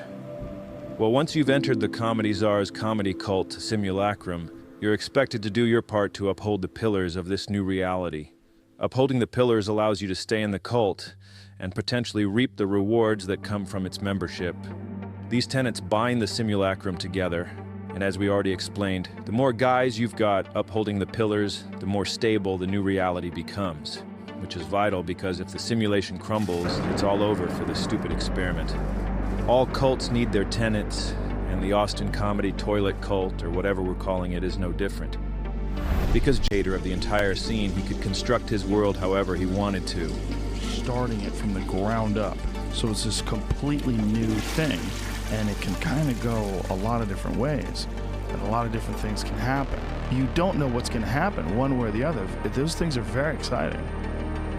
It's scary, but it's exciting. The primary pillar, like all cults, is the steadfast veneration, devotion, and reverence of the cult leader. Just like Jim Jones, Joe originally sold his comedy scene as a utopian paradise. So make it as... Yeah, where you can say slurs. Dude, a utopian paradise. A utopian paradise. An absolutely fantastic universe where you can say slurs and just like be not that funny in the process of trying to make edgy jokes. And instead of people going, wow, that wasn't funny at all, you have to by force clap like a seal. That's it. That is the actual utopia that these guys are wishing for, which is one where you can just like kind of say shitty jokes, bottom of the barrel hack material, and everyone will go, well, this is probably triggering a liberal somewhere, so I'm going to agree with it. And instead of going, haha, I'm going to clap. Fun and as comfortable for the comics as possible, as welcoming to the comics as possible. It's a warm, inviting environment. And the whole idea is just to make it so that I can make it so they feel like this is home. And just like Jonestown, it quickly devolved into an authoritarian nightmare. I like the intensity of the mothership. I bring my opener. He's having a rough set. I'm sitting on the balcony watching it. Rogan is standing there watching him bomb like this. Rogan goes, he's bombing, man. He can't be here. And I go, I agree. Kill him. You want to kill him? Kill him right now. We'll break his legs. Get the Navy SEALs. Let's shoot him in the face. And then the kid got off stage, and I felt really bad. I said, listen, you got to go right now. Gonna kill you. Joe is unhappy and it looks really bad. You gotta get out of this club right now. The cultists all submit to the authority of its charismatic leader who can never be questioned or crossed. He's a supreme leader, and Austin is comedy North Korea. Comedy cultists must pay tribute to the dear leader by praising him and are expected to excessively embellish his abilities, often to an absurd degree. How many people on Earth do you think could kill you? 100, to be generous? Maybe. Very few people can kill you if they want to. This is straight out of the North Korean playbook, where they pretend their dear leader was the world's greatest golfer after shooting 38 under par on his first ever round, including 11 holes in one. Comedy cultists are expected to study the beliefs of their dear leader and prove their commitment and allegiance by repeating his own opinions back to him. I was doing the cold plunge after I did the sauna. I've incorporated a new thing that I was telling you where I get up first thing in the morning, I get in the cold plunge. Sauna cold plunge thing, I'm so into it. That's awesome. My hotel choice, I'm solving for places with sauna cold plunge. Of like a real legitimate professional comedian that can go up and do an hour and kill. Not many. Bro's using North Korea as a comparison when Trump exists. Yeah, I agree. But I guess maybe it's just like too close in similarity, especially because of especially because of Joe Rogan's own relationship with Trump, maybe. It's not many. Not many for theaters. How many for theaters? Is there 50? 100? Yeah. Maybe 100? Probably less, man. And by making sure your act panders to dear leader's personal interests and beliefs, you do that, you can tape your special at his spaceship club. I got 2 daughters. But it's just basically a joke. I think it's not that serious. I got a wife. She's a she, her. Just want to let you know that right off the bat. Like, the plumbing matches the pronouns, if you know what I'm talking about. And really just doing whatever they got to do to appease him, no matter how debasing or humiliating it might be for them. This is Chris Stefano's very first time ever. Okay. Lighting and smoking a cigar. Okay. Yeah. Light Is that this the cigar. right way? Yeah. Yeah. He's going to vomit. I want to see him vomit. Get it on there. Get it on there. All right, you're good. Just start pulling. Now suck No, it. you're not. Breathe in while you're doing that. I felt it in his face. Puff. Keep puffing. There we This go. is so mean. Youngsters. Take a sniff of these bits. Come take a sniff. Take a smell. Yeah, you want me to go on the other Yes, side? my king. Come take a sniff. Humiliation. Yeah, that's right. Get in there. Yeah. Humiliation. That is bad. Not bad, right? Yeah. And the most shameful lie of all of them, you got to pretend that dear leader is actually funny. You got to laugh at any attempts at humor, no matter how embarrassing for him or you. Baby, I'm a baby. Yeah, that's what it is. What are you, some kind of communist? Ori! Like, I'm a legit world-class comic. Like, World-class. I'm real. Yeah. Everybody knows Joe's a comic. The lie functions as a loyalty test. Congratulations on your magnificent success. Thank you very much. And you're a comedian too, huh? Yeah. No shit. You were murdering so hard when you're climbing on a stool. I was like, holy f***. Because we all thought you're just like a famous guy who just does stand up on the side. Uh-oh. And we were like, no, this guy's a murderer. There it is. This lie is just so egregious, I had to call this brain science guy called Sam to get some perspective. Hey man, yeah, can you just explain how people could be this dishonest? The harder the lies are to believe, I mean, really, the impossible lie functions like a loyalty test, right? Yeah, that's what I was saying. Still. Code for being in the cult is designed to get right. people to believe nothing. So they just realize, okay, who knows? Yeah, well, lucky man. I'm just going to be obedient to keep my head down. I'm just going to Yeah. put a sign in the window, claiming to believe the big lie, so that that no one drags me out of my shop and beats me to death on the sidewalk, right? I mean, like Yeah, that makes sense. All right, thanks, man. It was Hannah Arendt's point. All right, in the yep, origins good. of Gotta go. totalitarianism. Bye. When loyalty is everything. If you're a ruler. Sam Harris ate so big off of that Joe clout, their mutual shared hatred for Chairstream. God damn, bro. I was gone for 20 seconds, still listening to the video, and immediately like, Chairstream time. It's like, yeah, bro. Yeah, you caught me. God damn. Yeah, Sam Harris, mutual anger and resentment, hatred, racism towards Muslims just ate so big for so long. Part of that intellectual dark web, by the way. Why is Sam Harris so smart but so proud of Israel? Because he's a liberal and also he's a massive Zionist. That's it. He's a liberal. He loves Israel, which is unironically a theocratic ethno-state. So it doesn't make any sense as a Mr. Atheist. And he's not necessarily smart either, I don't think. He's just very racist. He's just a deeply racist guy who can speak convincingly and try to science his way out of his incredibly racist opinions. He just hates Arabs, man. He hates Muslims so much. Who demands total and complete loyalty, you're going to create a circle of liars around yourself. Ousted comedian Chris D'Elia tried to defend Joe. Which is so odd because like Joe's a UFC guy and Muslims have completely taken over the UFC. Like Dagestan is a permanent fixture, a threat to every belt out there. And it's wild that like Joe himself has just been a massive megaphone for some of the most unlimited Islamophobia in the West. Joe's last special, but he really struggled to navigate that maze, trying to find that perfect take that's going to convincingly praise that comedy atrocity. Rogan special came out, and I'm happy about it. Oh, it's sorry, so crazy how, like, my bad. Obviously we know obviously, I honestly haven't seen the reviews.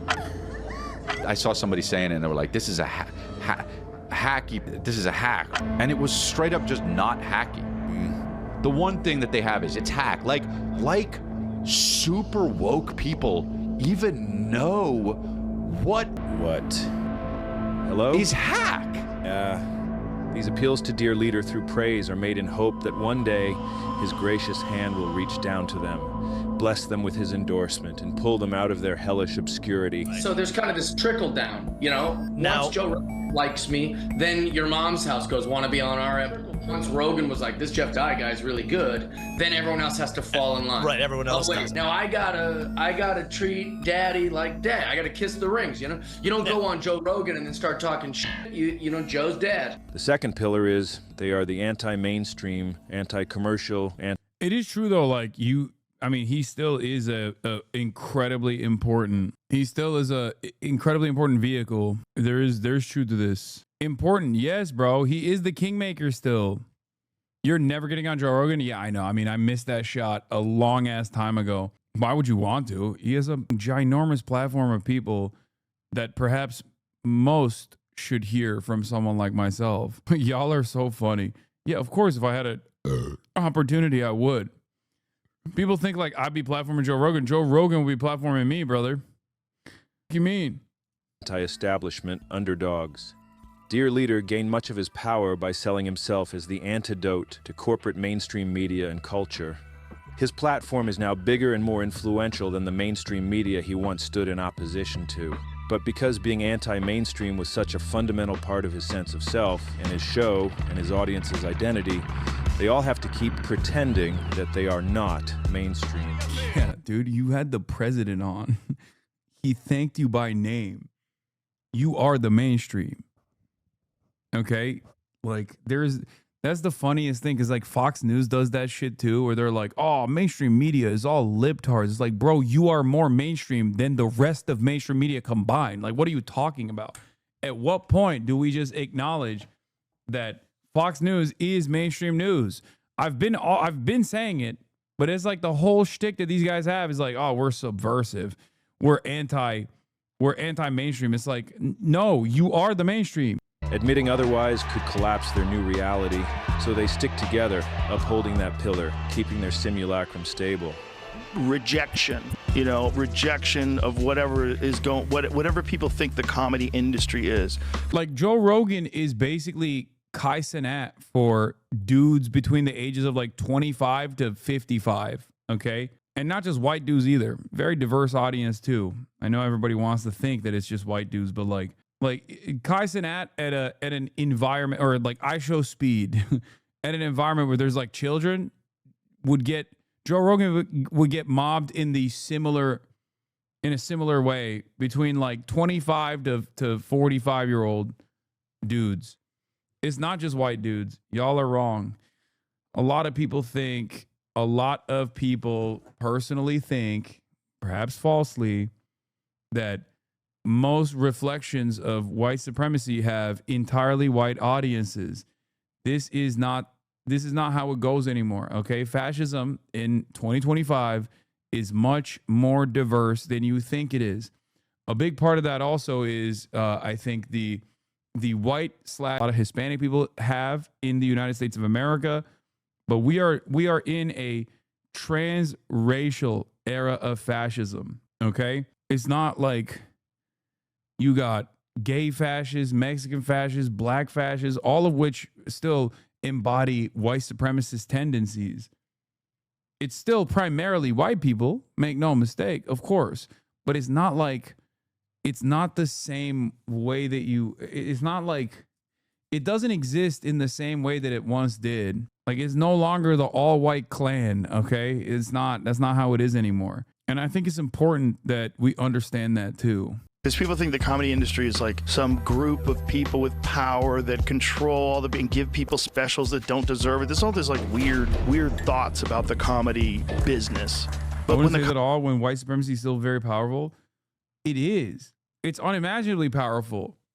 I'm just saying that its servants are no longer just white. That's what I'm saying. And the more conservatism becomes openly white supremacist, the more that happens, I feel like. Comedy business is only comedians. There's no business element behind it. There's no networks. There's no producers. There's no person, no executive. There's none of that. So it's just wild.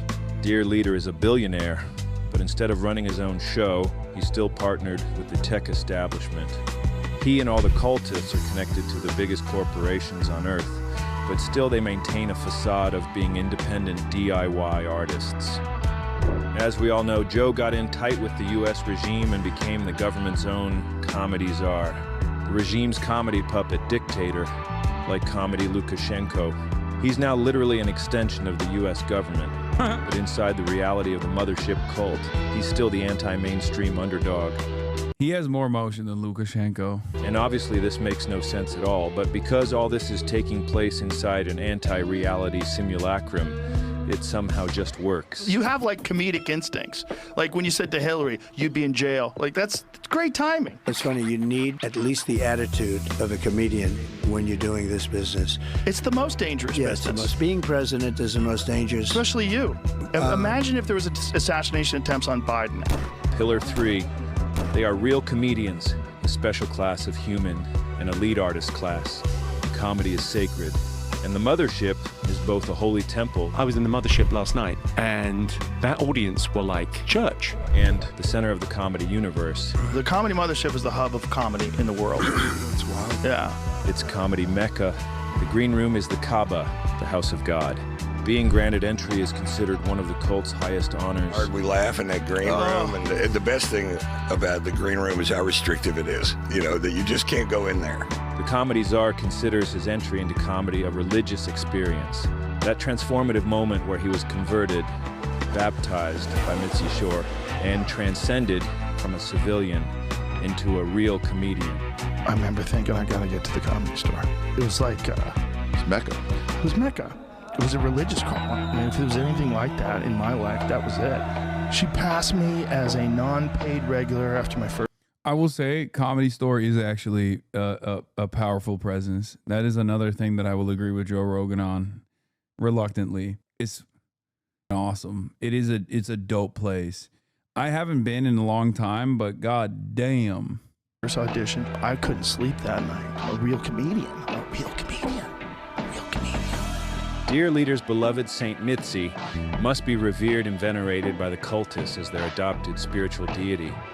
There's this guy here, Jelly Roll. No, he's not a comic, he's a singer, but he has successfully joined the mothership cult by carefully studying and obeying the pillars. Here he is performing for Dear Leader, showing his reverence for Saint Mitzi, crying about and praising the woman he's never met. Speaking of Mitzi's, I was so inspired by the way the mothership has Mitzi's, and it's like I've only heard of Jelly Roll. I've never actually seen Jelly Roll. I don't know what a Jelly Roll is. In my mind, this is kind of what the image was of a Jelly Roll. Because I only know about Jelly Roll from Felix. He talks about Jelly Roll all the time. Felix Biederman. Yeah. Is that Post Malone? No, it's Post Ozempic Malone. That's a good one. I'm going to laugh at my own joke. All right. Hey, got him. Honor to Mitzi. Touch my soul in such a way. What y'all have created there is spreading awesome. on to, damn, you almost got me emotional talking about a woman I never even met. I just know she did so much for you. Doing stand-up is a transcendent spiritual experience that only real comics will ever be able to tap into. But Richard Jelly Roll is dead ass in juggalo porn? No. It's like he stopped taking Ozempic. Like after Ozempic. No, dude. That's why I said post Ozempic Malone. Like as in he stopped taking Ozempic and this is what happened to him. Oof. Doctor has never killed. Let me blast one, okay? On stage. He doesn't know the connection between human beings that comes through laughter and joy in that way. Walk through the women's locker room with a heart.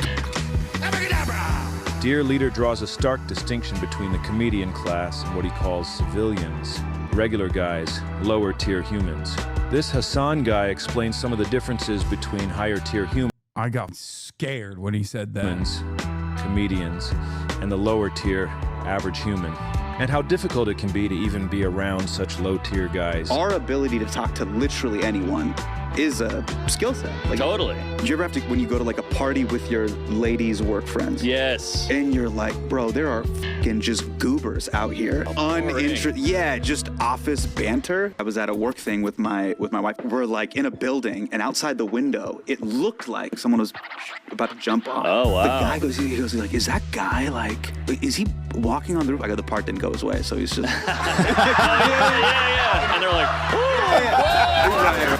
Pillar 4, they are brave truth tellers and victims of an authoritarian mob of censors. They need to be seen as oppressed victims so they can appear as heroes for standing up to the threat. I wonder who this guy likes as a comedian, because I feel like I haven't arrived at like a comic that he pushes as like one that he likes. Bill Burr, yeah.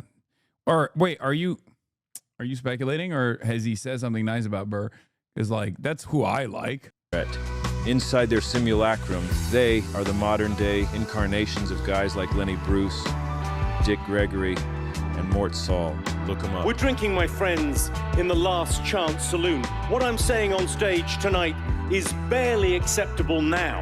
In 10 years' time...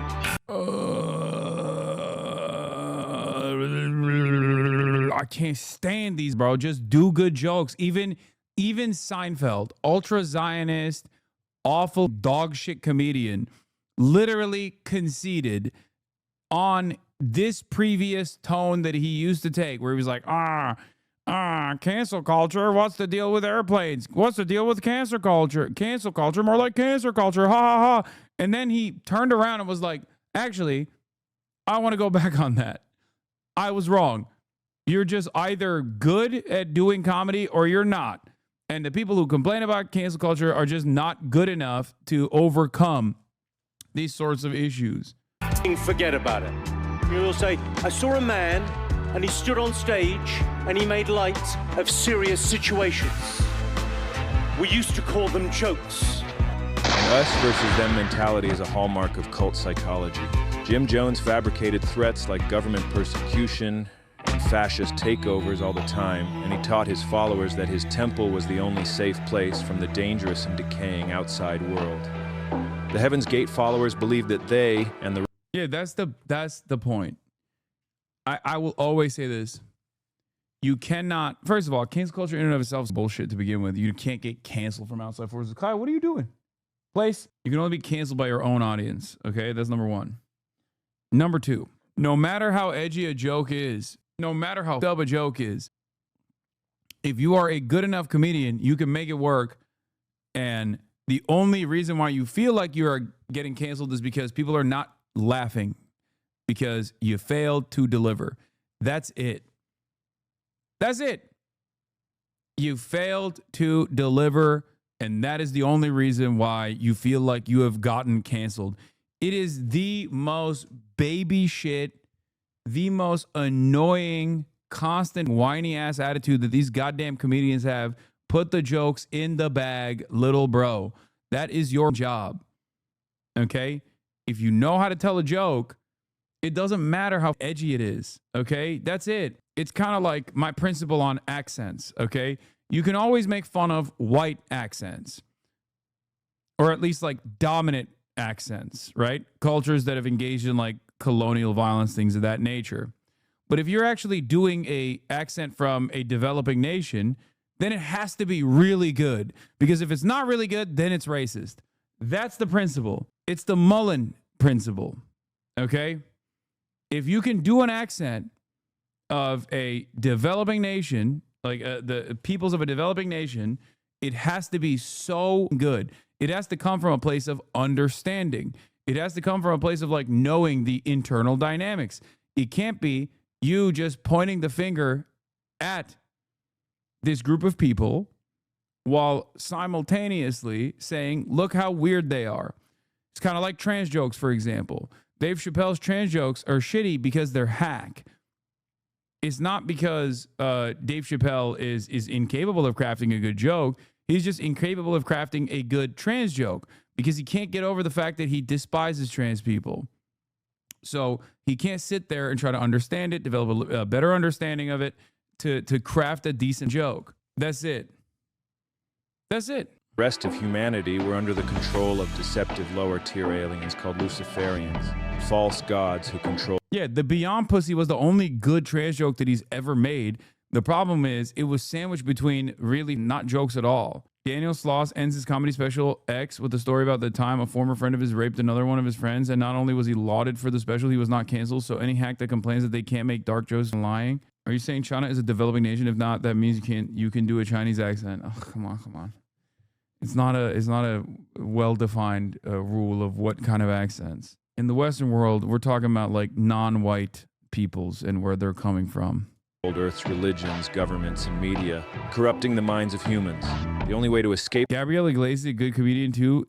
No. My brother is my normie compass. And as a normie, he pulled up the Gabriel Iglesias special, and it was the worst thing I have ever sat through. It was so bad it turned good again just to make fun of him. Okay? He is so ass, brother. It's half of the jokes in his special are just basically him being like, what's the deal with cancel culture? No, you don't have to apologize. You can still like him. I'm just telling you, that's my perspective. You can hate me for it. That's just how I feel. You can love Gabriel Iglesias.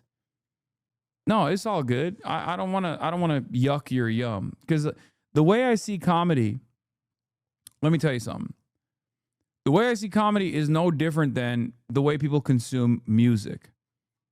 Okay? The problem is a lot of people don't see comedy as that. They see people not telling jokes, but instead reflecting on their world view. Okay? They see someone not in a desperate attempt to like, you know, craft a joke that makes you laugh and trying to entertain you. They see it as like, this is what he sincerely believes. This is what he believes. This is what he wants you to believe as well. He's trying to brainwash you. That's not the case. Okay, that's not what comedy is. That's not what comedy is at all. And I also, like I said, I treat comedy in the same way that I treat, in the same way that other people like consume music. You're not gonna like every album of a musician, but that doesn't say anything. Okay, sometimes stand-up comics are gonna be good. Sometimes they're gonna have misses. They're gonna have hits. They're gonna have misses. It is what it is. But I think a lot of people, when a comedian misses and is bombs or fails to deliver on a joke, a lot of people look at that and go, "Oh, he wasn't actually trying to be sincere. This is not him being. This is not him attempting to make a joke. This is his sincerely held belief, and he is a bad person." That's not the case. The Luciferian threat was to submit to Doe, Sui out of this world, and get on that spaceship. This fosters paranoia and isolation, which helps bind the cultists together and keeps them fearful and loyal to the leader. The mothership comedy cult Toilet Piss Pipe employs the same psychological strategy. Like Heaven's Gate's Luciferians, the comedy piss cult also fabricated a make-believe enemy to set themselves apart from and blame for everything. Woke. It's very dangerous. A nebulous, undefined, What do I think about George amorphous Carlin? One of the greatest of all time. He's absolutely the GOAT. Group that is somehow both completely feckless and able to wield widespread domination over our entire society. They're out of their f***ing mind. They want to force people to behave and think a very certain way. Well, they're just nuts. He is terrified of a shadow, a construction in his mind formed by a social media feed. You can never be woke enough. That's the problem. It keeps going. And if you get to the point where you agree to all these demands, it'll eventually get to straight white men are not allowed to talk. Oh, no. You're not allowed to go outside. Damn it. Oh, please tell me you're joking. I mean, I'm not joking. Shit. Well, the good news is the comedy cult's here to save us all. Thank God. The mothership is their sanctuary where woke meets the wall. In the comedy world, we say we're the last line of defense. We're the woke meets the wall. If you want to never make fun of marginalized groups, it's like, no.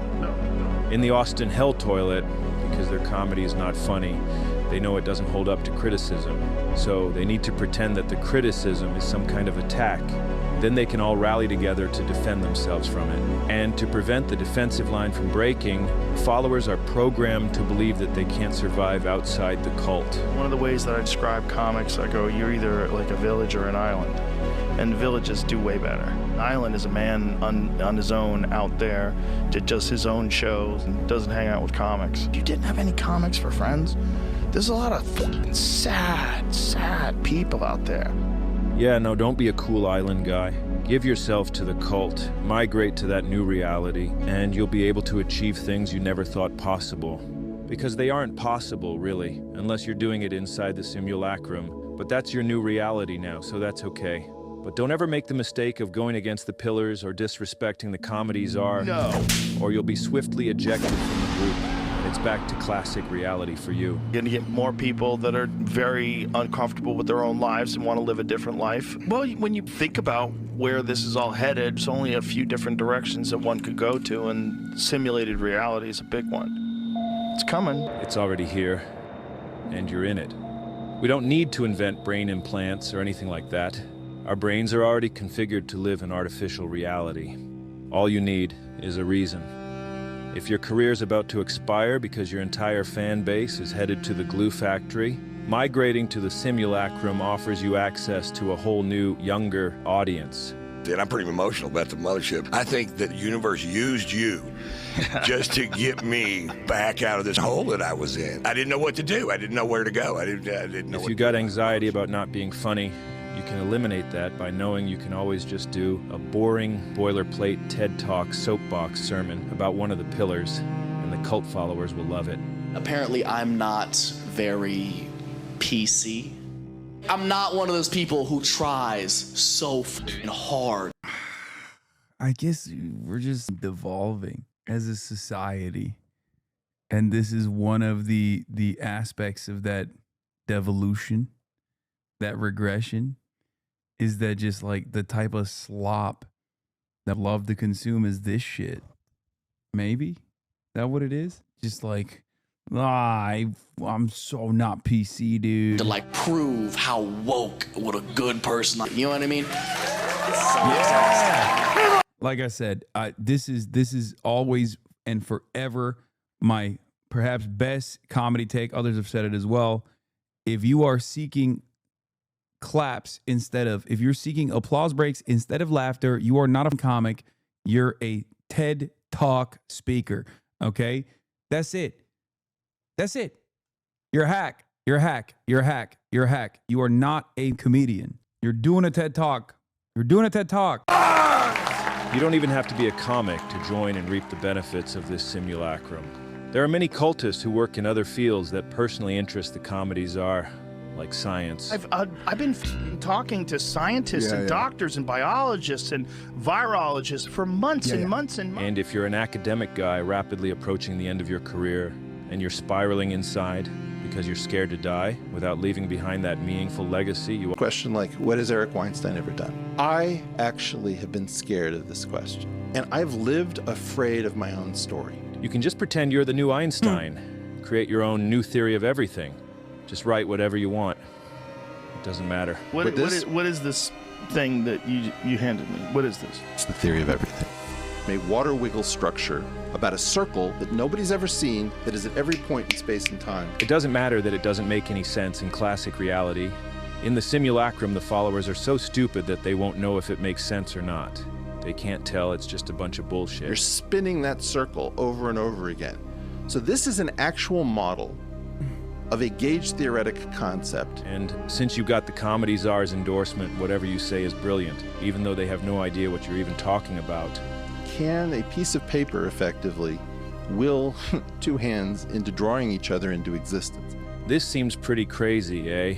Well, a while back, these Weinstein guys accidentally revealed the entire motivation behind their schemes. When we do our homework and we discover something interesting and absolutely nobody else gets it, to you and me, that feels good. To know that you have achieved something and that nobody else can even recognize it gives you some sort of sense of how far ahead you might be. Remember, it's not a lie if you believe it. Inside the simulacrum, you're now the genius you always wanted to be. And you can stop worrying about being a failure. What made you want to do this? When you ask why as a kid, what happens if you keep asking? Great question. You either end up in theoretical physics or an insane asylum. And so I just didn't stop. If you want to become a stoic genius guru kind of guy who knows everything about life, a cold, logically calculated debate, God, but you're actually a hysterical, emotional baby, overwhelmed by everything, has no idea what's real, and can't discuss anything without spiraling out and melting down like a child. It's also overwhelming. Well, the simulacrum followers will pretend you're not doing all that stuff. And you can be that guru guy.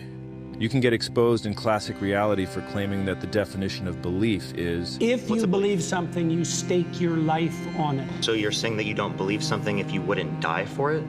Not really, no.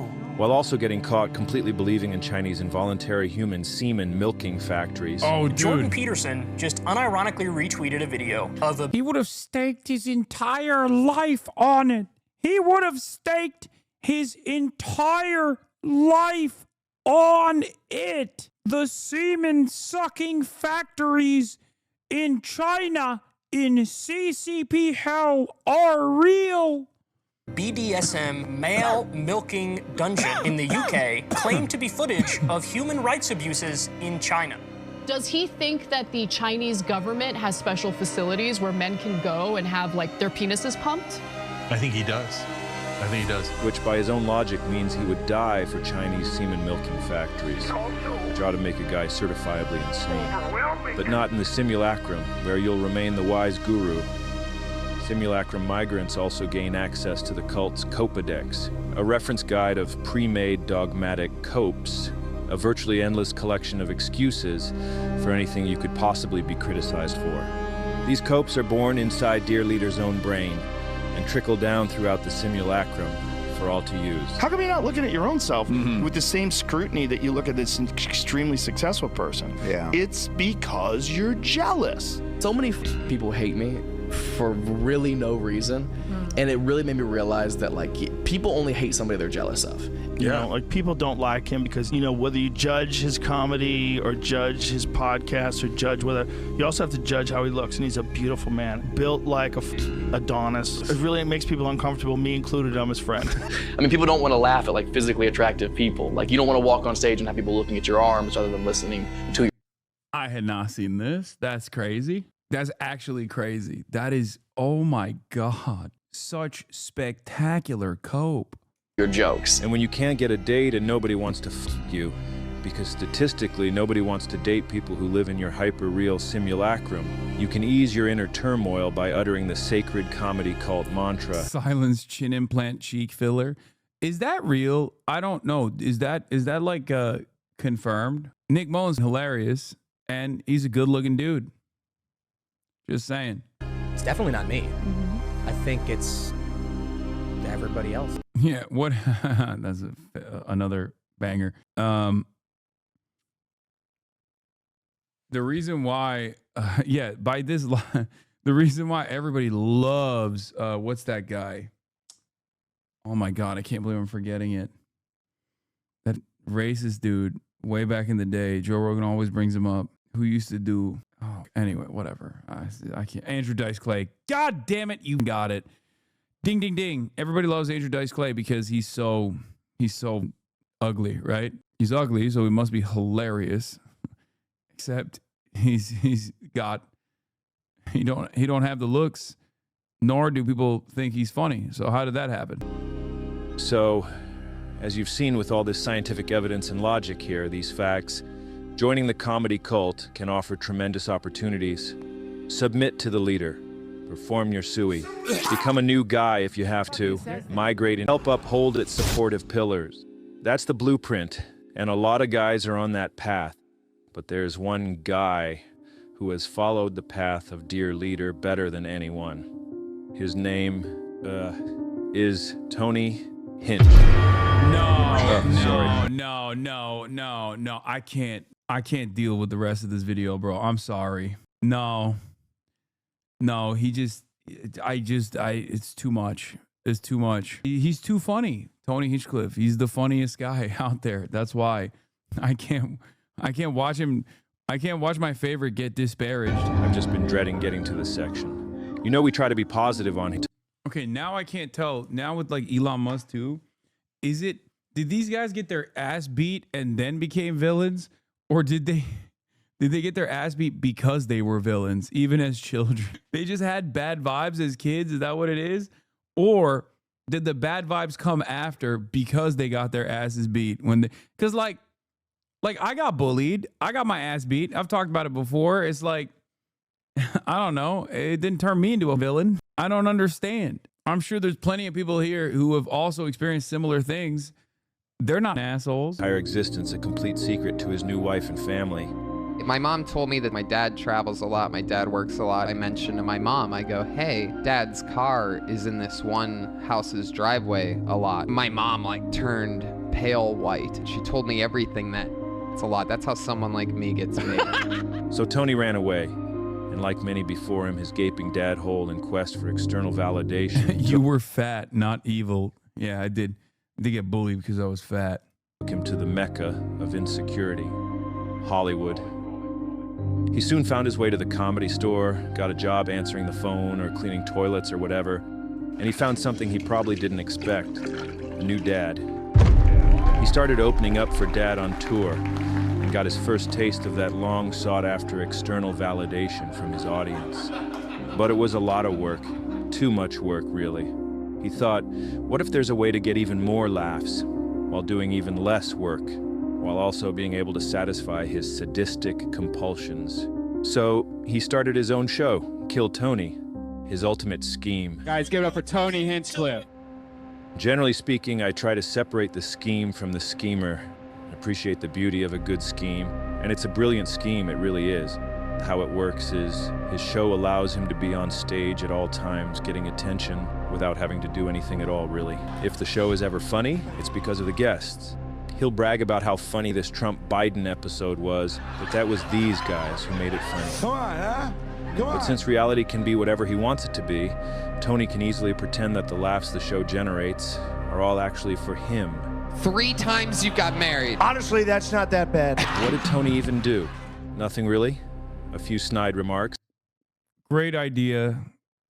A ginormous failure in execution only because of who gets to dictate, like who controls the episode. I will forever stand on it. Like Kill Tony, named after Tony Hinchcliffe, is a phenomenal concept.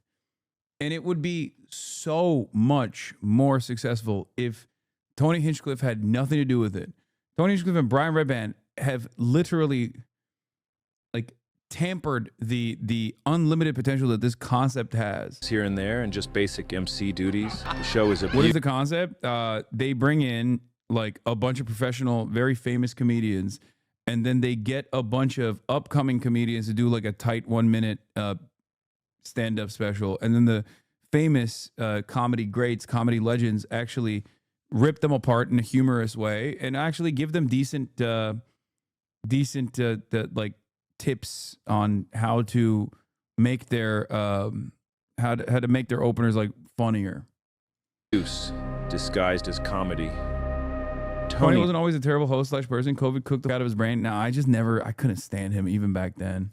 Took this idea from the world of professional wrestling.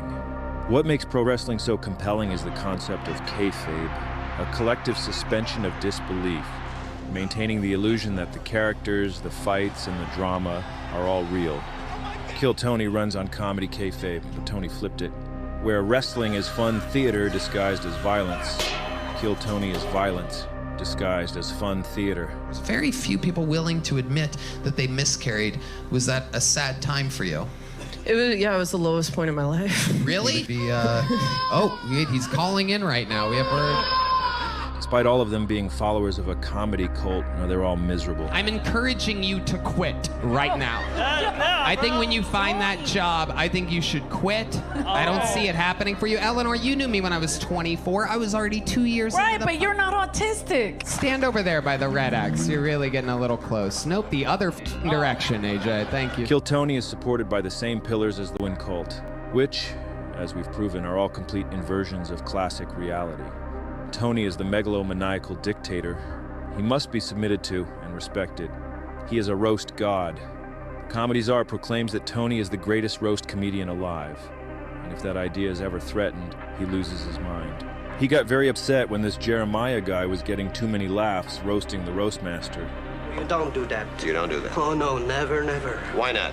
Against the rules. This guy looks bi. Bye.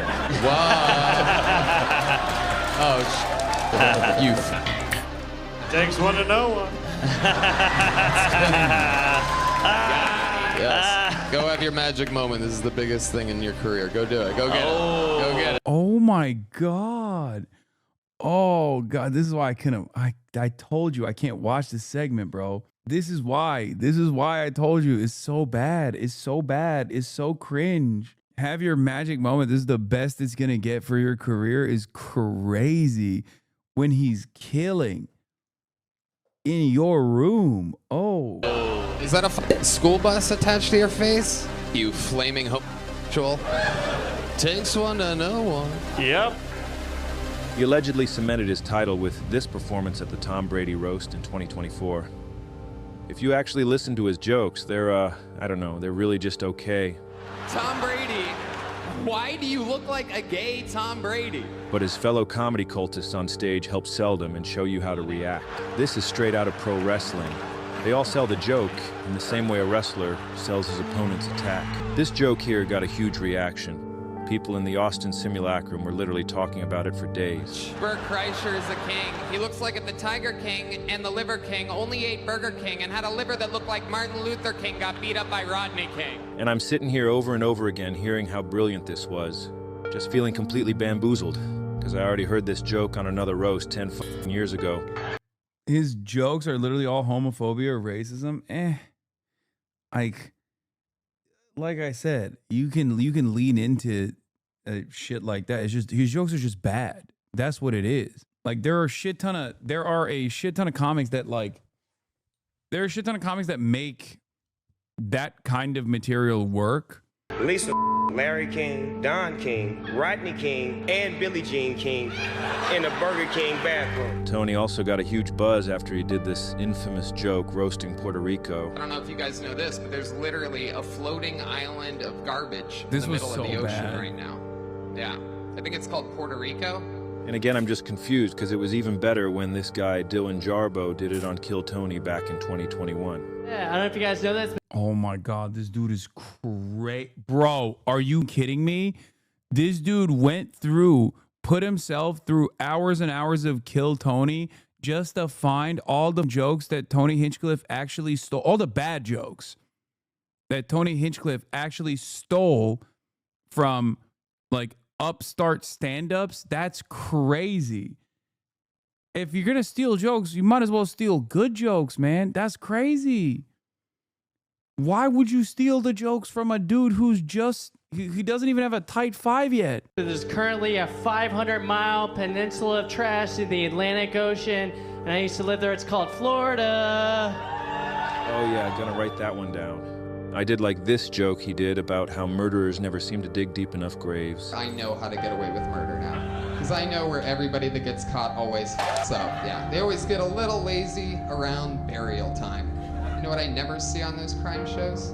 The body was discovered after being buried 75 feet deep in the ground. Until I realized it was just a cover of a Norm Macdonald joke. Like, these serial killers are supposed to be so shrewd and cunning, but then when it comes time for the grave, they get a little hasty, you know? And I would never, ever kill a lady in cold blood. But if I did, I would take her body to the woods and bury her in a very, very, very deep grave. I'd rather listen to the proper original, personally. But what do I know? Also, so much. And you can kind of tell, like, so much of comedy is just on the delivery and vibes overall. Like, god damn, look at the way Norm Macdonald tells that versus the way Tony Hinchcliffe tells that. It's just like the wording, pauses, delivery, execution, timing is all of it plays a major role. That's why certain things just hit. You know what I mean? And you're just like, I don't know what it is about this thing, but you can just like watch it over and over again, and it's always funny. And yeah, some people will say it's easy to arrive at similar joke concepts, but it's Norm Macdonald, for Christ's sake. It'd be like a musician putting this riff in their song, then being, I just arrived at a similar concept, I guess. But again, this is hyper-reality. Nothing has to make sense from out here in classic reality. Here's Tony without the team of writers and a teleprompter, put on the spot when Bill Maher requests a roasting. No crowd work on you. No, come on, do some crowd work. Ask me where I'm from. Where are you from? New Jersey. Come on. There's a slow pitch down the middle of the plate, bro. New Jersey. That is a shithole. Wow. Indeed. Well, come on, you could do better than what you're famous. Just like the comedy czar tells the mothership cult, Tony also tells. You can't make fun of Bill Maher to his face.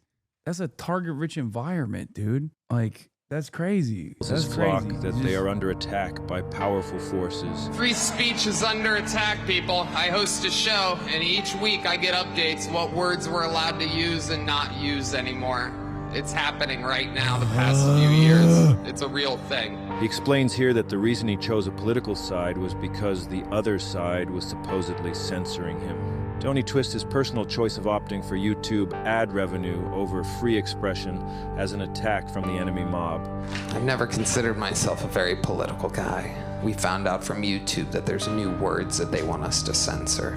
New words that you have to bleep out or you don't make money anymore. So I've become like a free speech angry guy. He became a free speech guy by becoming a censorship guy, censoring himself to get that paycheck as if the Netflix deal wasn't enough.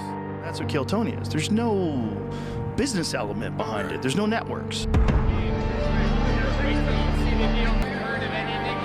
That's the kind of backwards logic that only works inside this comedy simulacrum. Just an incredible example of the ability these cultists have to bend reality. The show is sold as a chance to transcend the rungs of human existence to that higher level, to a high-tier real comedian. That you are indeed the newest golden ticket winner here. But what it actually is a multi-level comedy scheme. exploiting people's hopes of getting the hell out of their lives, and funneling money up to the top of the comedy pyramid to the big man, the comedy czar, everyone involved taking a little piece of the pie on the way up. The vibe of the show is terribly depressing, like watching a bunch of demons torturing lost souls. Look at it, boy, looking like he on trial for touching kids. He can't even say that. You look gay. Try to do better next time. You suck. There will be no next segment. You're blacklisted. Go. Anything that interrupts their sadistic ritual gets flushed right out of there. Even the great Ric Flair was shat upon just for daring to be real. Oh, I'm a wrestling coach for a high school. Oh my God, this is so boring. Holy shit. Ric Flair, can you please tell us a story? Actually, to be honest with you, I respect that very much. My son was a great amateur wrestler. He died of a heroin overdose. Oh. In 2013. I don't need to hear that, but anybody that could take time away from their life to support kids from personal experience, and because I believe it in my heart. Tony supposedly reveres this guy. A human living legend. Look at Tony. He's flabbergasted. He's the man. He's literally the man. Like, but in this context, didn't Tony Hinchcliffe? Yeah, Ric Flair. Am I crazy? Isn't Ric Flair like also kind of a very tough guy? Don't compare Ric Flair to Jesse Ventura. Jesse Ventura is the GOAT. How dare you? And the other thing I was gonna say is like Tony Hinchcliffe, I think, used to write for wrestling, right? He used to be a writer for the WWE. Yeah, he's one of the guys that was just like on those like rape planes, right? I don't know how else to describe it other than you put a bunch of CT-addled like psychos on a plane and they were just doing like horrifying rapes in the air. If I remember correctly, they were just doing like it was a plane ride where it just no holds barred. It's like a CIA black site torture plane, but instead of torture, I mean, I guess it's a different kind of torture. You're just like you have all the stewardess like having to see these guys' dicks and shit. It's all about Tony and maintaining his kayfabe. Because I believe it in my heart. Show's depressing, man. You ever had Asian pussy? I will never sign up to make fun of people that donate their time to making children better. Maybe it's me, though. I don't know. Maybe I am the asshole. I'm going to see what people are saying about their recent show. Ric Flair propositioned my 16-year-old mom to go to his room once. So yeah, what a deep cut. That is crazy. Ric Flair tried to statutory rape your mom is wild. Show in London. We got some voicemail here from a few guys in attendance. Let me see what they're saying. I was stage right, and every scumbag up there booed non-stop for everything, and laughed when they got any reaction, or could make a close fights, people up and down to get drinks or a sniff in the bathrooms, and people soaked up they didn't know where their seats were. Comedy is fun. These three blokes dressed as cowboys were sitting at the back. I will never understand how people find this funny. I went to a Louis C.K. joke show a few weeks ago and left 20 minutes in. These mean derogatory jokes are just not funny. It's disgusting.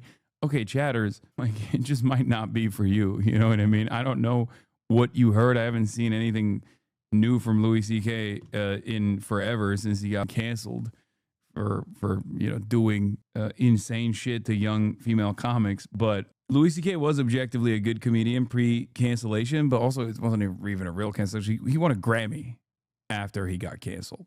Okay, so that's not really a cancellation, but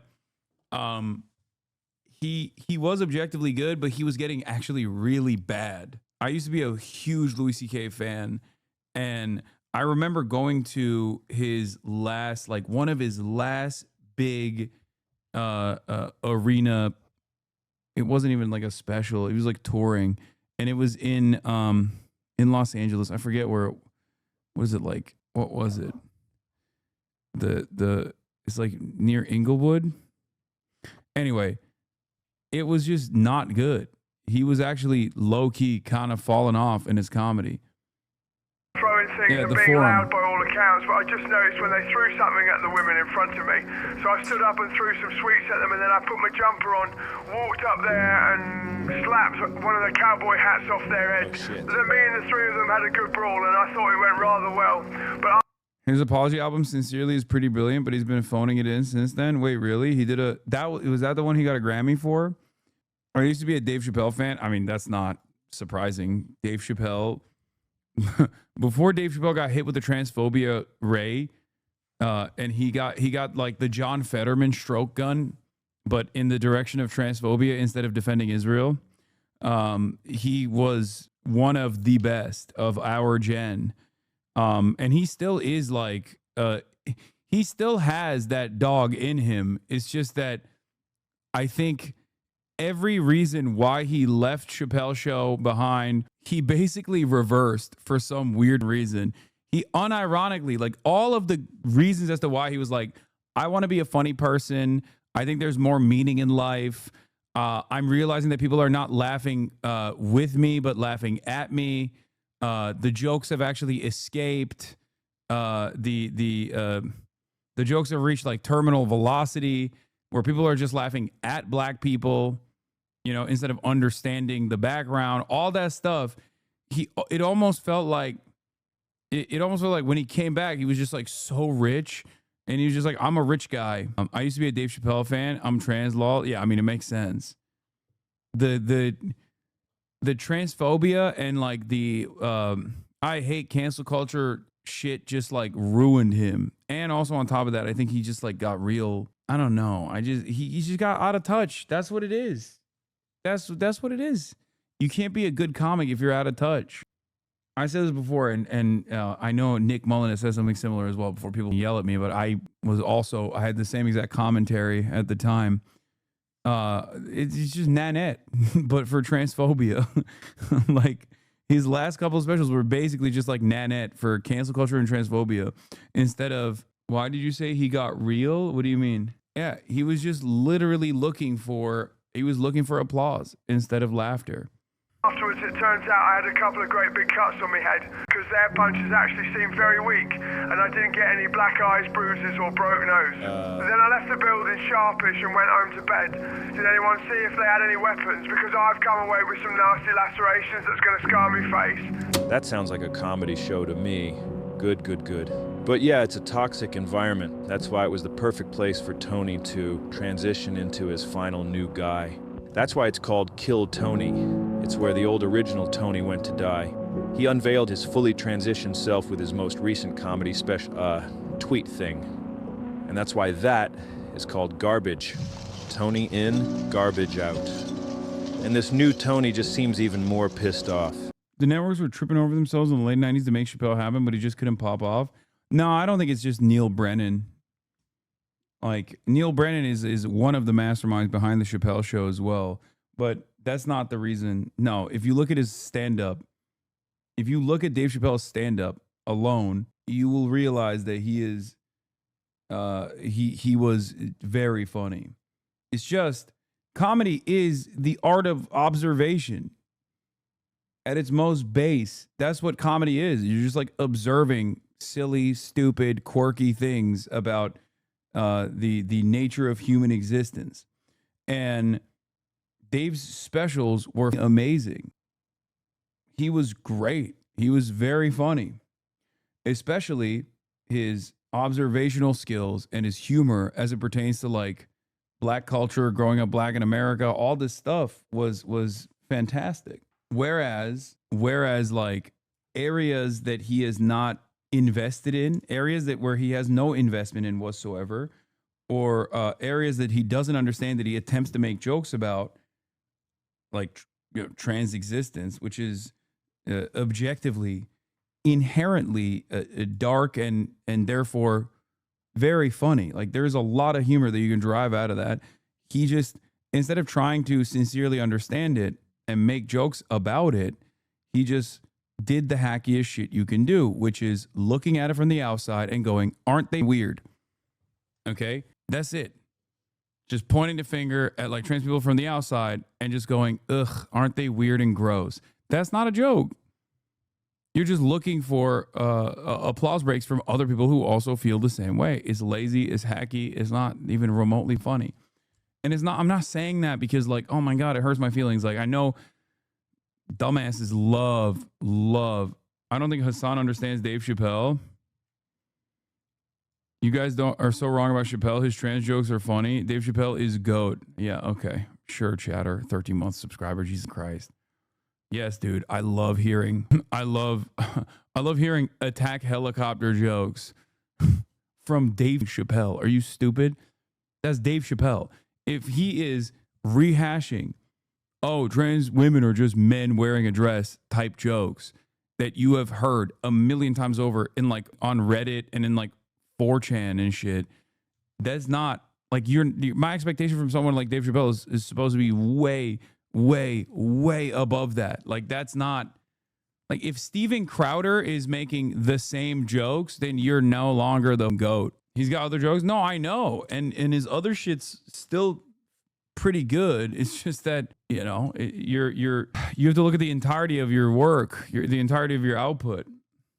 He seems to still be following in the comedy czar's footsteps, right off a cliff. But when a guy doesn't have a real male role model, and all he's got is the comedy czar, what else could you expect? And now he spends time on the show doing these deranged, awkward rants about whatever dumb shit most recently pissed him off. Just like Dad. But I came back home because I faced anti-Semitism. You know, I hear this, but it's kind of funny because, like, if you make fun of an Italian, there's no word for that. If you make fun of everybody else, it's racist. Your people have a special word for racism. What do you think that means? If you take yourself out of the picture, what do you think about your people having a special word for just it's Italophobia, bro? Chill. You. Because what exactly did they say or do to you there? They said, like, go back to, you know, Poland, all the normal shit. But you've never been to Poland?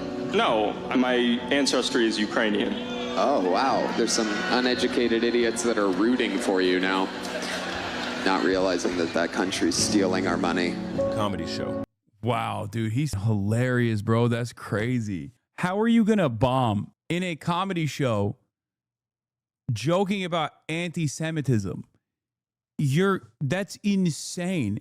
That in and of itself is like how can you not even make a good joke around anti-Semitism in a comedy show, bro?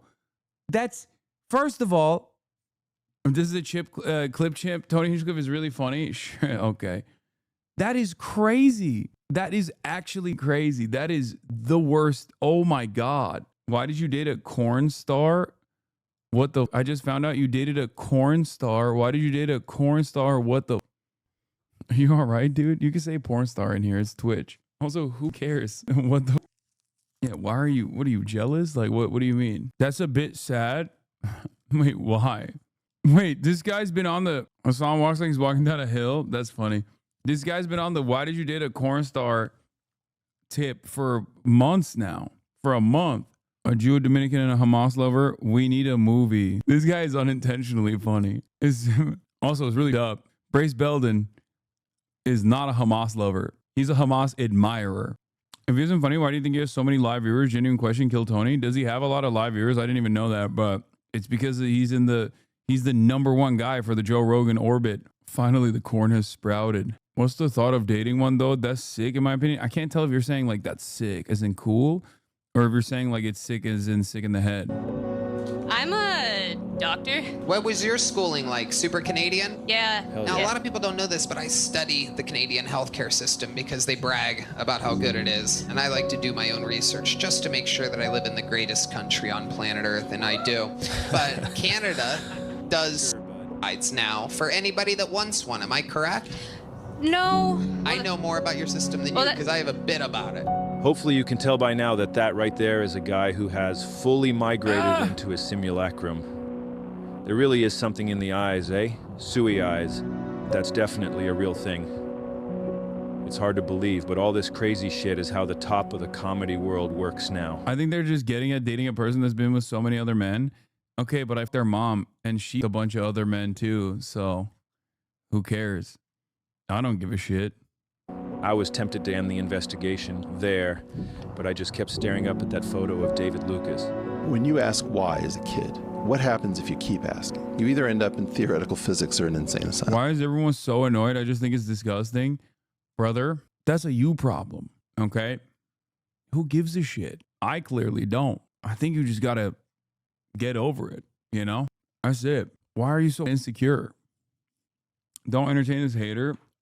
I like to understand the mindset of people like this. Being in porn doesn't mean anything for how many people. I've definitely hooked up with people that have had far more sex than the average porn star, I would say. Not that it matters. It just doesn't matter to me at all. I don't know why it matters to you. It's not that deep. You've been obsessed with this notion for, oh yeah. It's really not that deep. I just wanted to know your rationale behind it. Well, I mean, you've been asking about it for a month, so kind of feels like it is deep for you.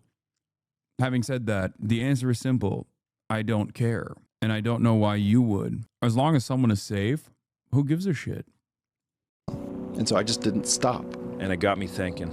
If Tony can build his own simulacrum nested inside of the Comedy Czar's simulacrum, then what if Joe the Comedy Czar's simulacrum... My girlfriend is a chef, and should I be disgusted? She's cooked for so many other men. What the fuck is this logic? Just asking completely unserious like an idiot?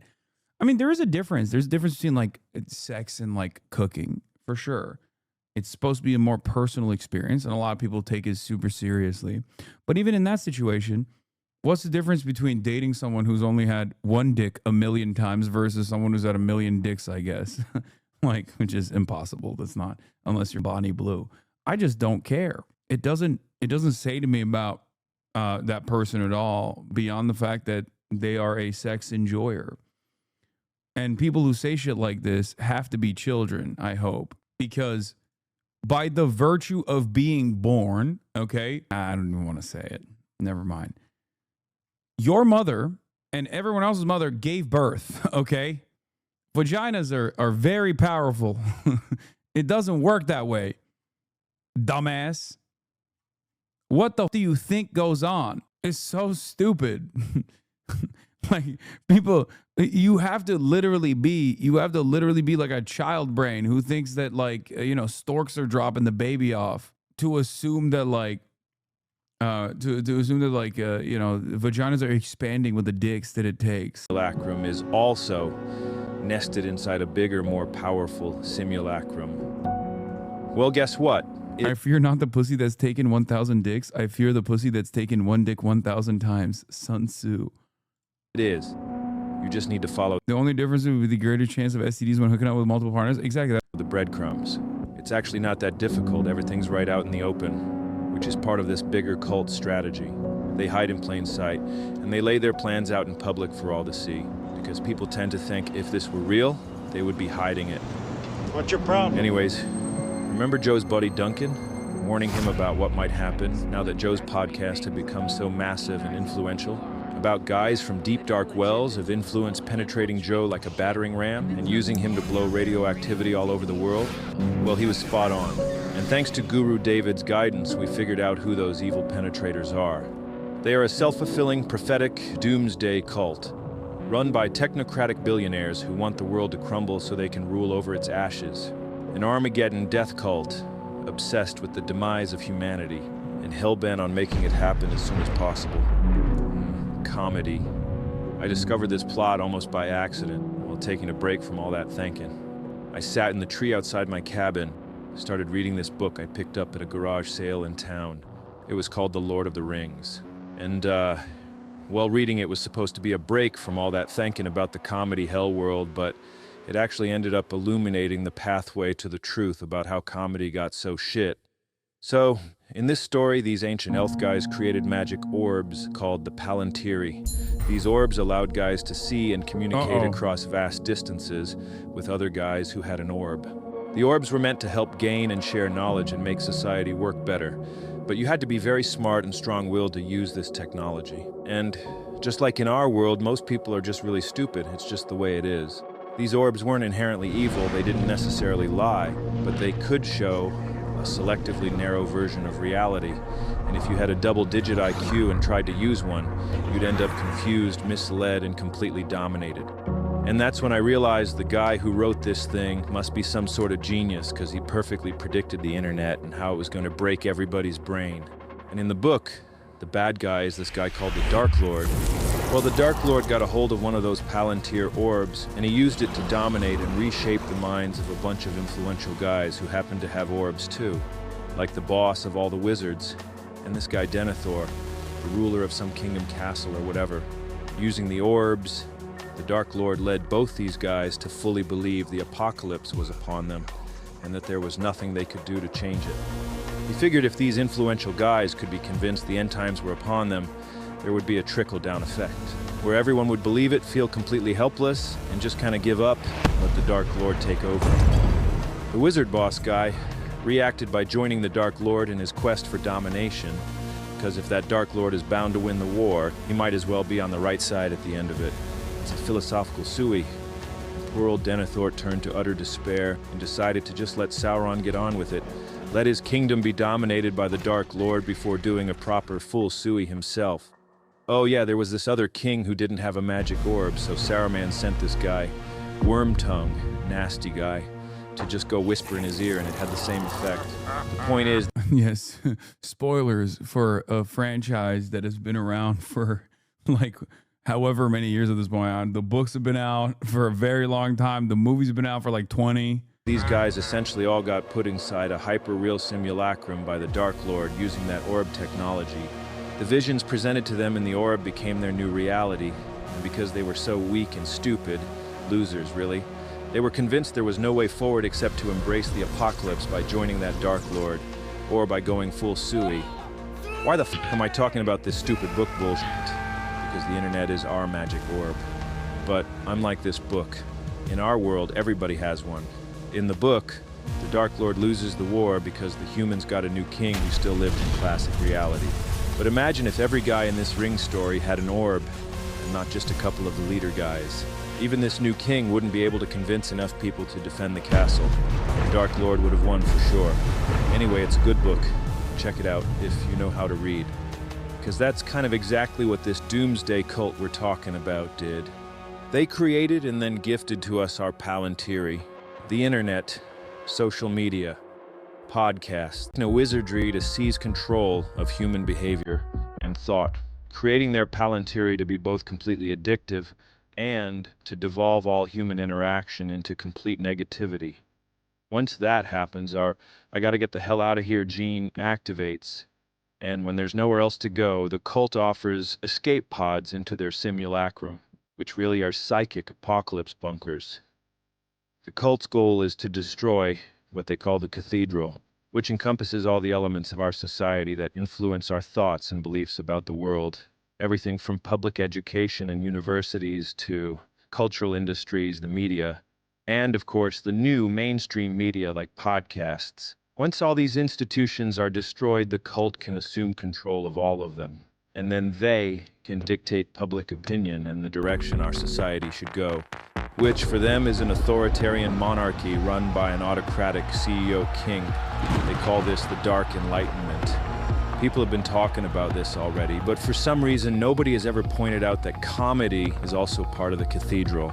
Because comedy is a tool that can cut through the illusion of hyper-reality, one that can topple the pillars that uphold. Okay, maybe this is the reason why he hates Joe Rogan so much, because he places a lot of emphasis on the role that comedy plays, because comedy can be as serious or as silly as you want it to be.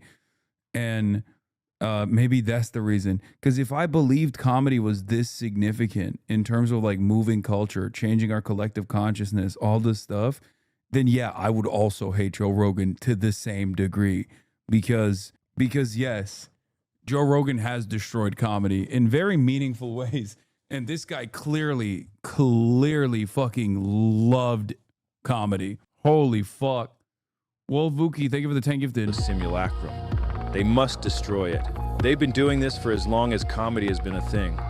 And the cult identified their perfect target to infiltrate both the comedy and podcast world, the most gullible man in mainstream media. It was so easy. They just led Joe down the path into the simulacrum with money and validation, and now he's their mainstream media puppet. And comedy is fucking crumbling, taken over by the cult. You think this is crazy? Who are the guys at the top of this cult? It's J.D. Vance. We're letting a grown man walk around in a miniskirt in broad daylight? It's the techno-wizard billionaires. It's Elon, Mark Andreessen. For sure these things are being censored. It's fucking Peter Thiel. Talk about what's gone wrong in the U.S. because they're all friends of the show. Weird, eh? Everything's so much worse. You know? Like, how does it not trigger alarm bells in the minds of like the normies who look at Joe interview these like sheepish, wet lizard people and go, that's my guy, that's my goat right there. He's just a normal guy just like me. And the guys he's talking to, also normal, also just like me. Like, no matter how much you love Joe Rogan, I don't think Joe Rogan can make these dudes look normal. Hello? They use comedy and podcasting as a fun Trojan horse to sneak themselves into the culture. And Joe and all his enablers let it all happen. Just sold out the entire comedy world. All while he preaches about the importance of comedy and how much it means to him. It was a religious calling. It's all a ruse, a great big scheme, a spectacle, comedy kayfabe. 250 comics. In the cult's hyper-reality, he's the head of comedy. But in classic reality, he's the gangrenous toe of the comedy world, slowly spreading its vile infection throughout the rest of its body. It's messed up, man, but that's how comedy got so shit. I mean, I think we all knew it was Joe Rogan's fault, but yeah, I don't know. I don't think most people realize he's just one part of an intricate and pervasive takeover of the entire country. And if you're a comedy cultist and you want to write this off as a conspiracy theory, you should remember the teachings of dear leader. When you do have an open mind and you are compelled to try to seek the truth, you got to be aware that these things have happened in history. They are real. As much as people who look for conspiracies and everything, there are also people who try to dismiss everything. And you have to be very careful because there are a lot of things that people do conspire to do. Joe's legacy will forever be the guy who destroyed comedy. Did all the 6-hour stream comments made you stream extra long today? Yes. Fuck you guys. No, I'm kidding. I just wanted to watch this video because this was good and I got locked into it. But that's the only reason why I stayed beyond. Probably the entire U.S., honestly. Assholes. All the crazy All of shit you. the government is doing, Joe did that. Because in the president's own words, Joe won him the election. He basically said, I won him the election. And he sold out comedy to make it happen. And it should never be forgiven. I thought you boys understood. It's business. That's all it is. There ain't no countries anymore. No more good guys. They're running the whole show. They own everything, the whole goddamn planet. They can do whatever they want. Now they're gonna let us have it good if we just help them. They're gonna leave us alone. Let us make some money. You can have a little taste of that good life too. Now I know you want it. Hell, everybody does. Do it to your own kind. We all sell out every day. Might as well be on the winning team. Well, how do most cults end? Usually in some kind of terrible tragedy. Waco, Heaven's Gate, Jonestown. Who knows if those simulacrum pillars will hold? They're shaky right now because nobody wants to uphold the Jeffrey Epstein pedo pillar. But it kind of has to be upheld. It's a load-bearing pillar. And it looks like they're expecting the comedy czar to fall in line and get rid of the controversy. No, I know. Attempt to quell political blowback. One has reportedly quelled Epstein podcaster Joe Rogan to help ease the uproar over the Epstein files. What's he gonna do? I mean, what am I gonna do? I'm gonna push back. Right. No, of course. No, of course not, sir. Is the comedy czar gonna become Comedy Prigozhin, build out his personal militia, become a mercenary force attached to the US military, maybe go for the coup? Or maybe he becomes Comedy Colonel Kurtz, holed up in his bunker, completely disillusioned by civilization, a cult leader with an insatiable lust for power, descending into madness, waiting for the apocalypse? See ya, boys. Well, whatever happens, I think Joe should move the mothership wall of fame a few more feet, right into the bathroom there, if he and his followers are just gonna piss and shit on these guys' so-called legacies. And as for the rest of us, I guess, well, try to identify if you're in a simulacrum and get the hell out of there. Go outside and anchor yourself in classic reality. Stick your feet in the mud, observe the bark patterns of trees, feel the warmth of the summer sun on your face, do some can gazing. The more anchored you are in classic reality, the less easily you'll be sucked up into any of these embarrassing hyper-realities. Good luck with that. For me, I'm anchoring with the Dip a Day program right now, which means every day I'm jumping in that fucking lake. Swimming around, doing about 50 laps to the rock and back. That's no big deal for me. And then back to shore, cracking open a cold one, and lying in the sun as the water evaporates off my skin rises back up into the clouds, where it'll become rain and fall once again to the earth. The cycles. I'm gonna do that right now. Okay, good. Gotta go. Bye. you almost have to respect how much hatred he has in his heart, specifically for one man and all of his little goons as well. Spitting, cutie spitting. What is this? True, many conservatives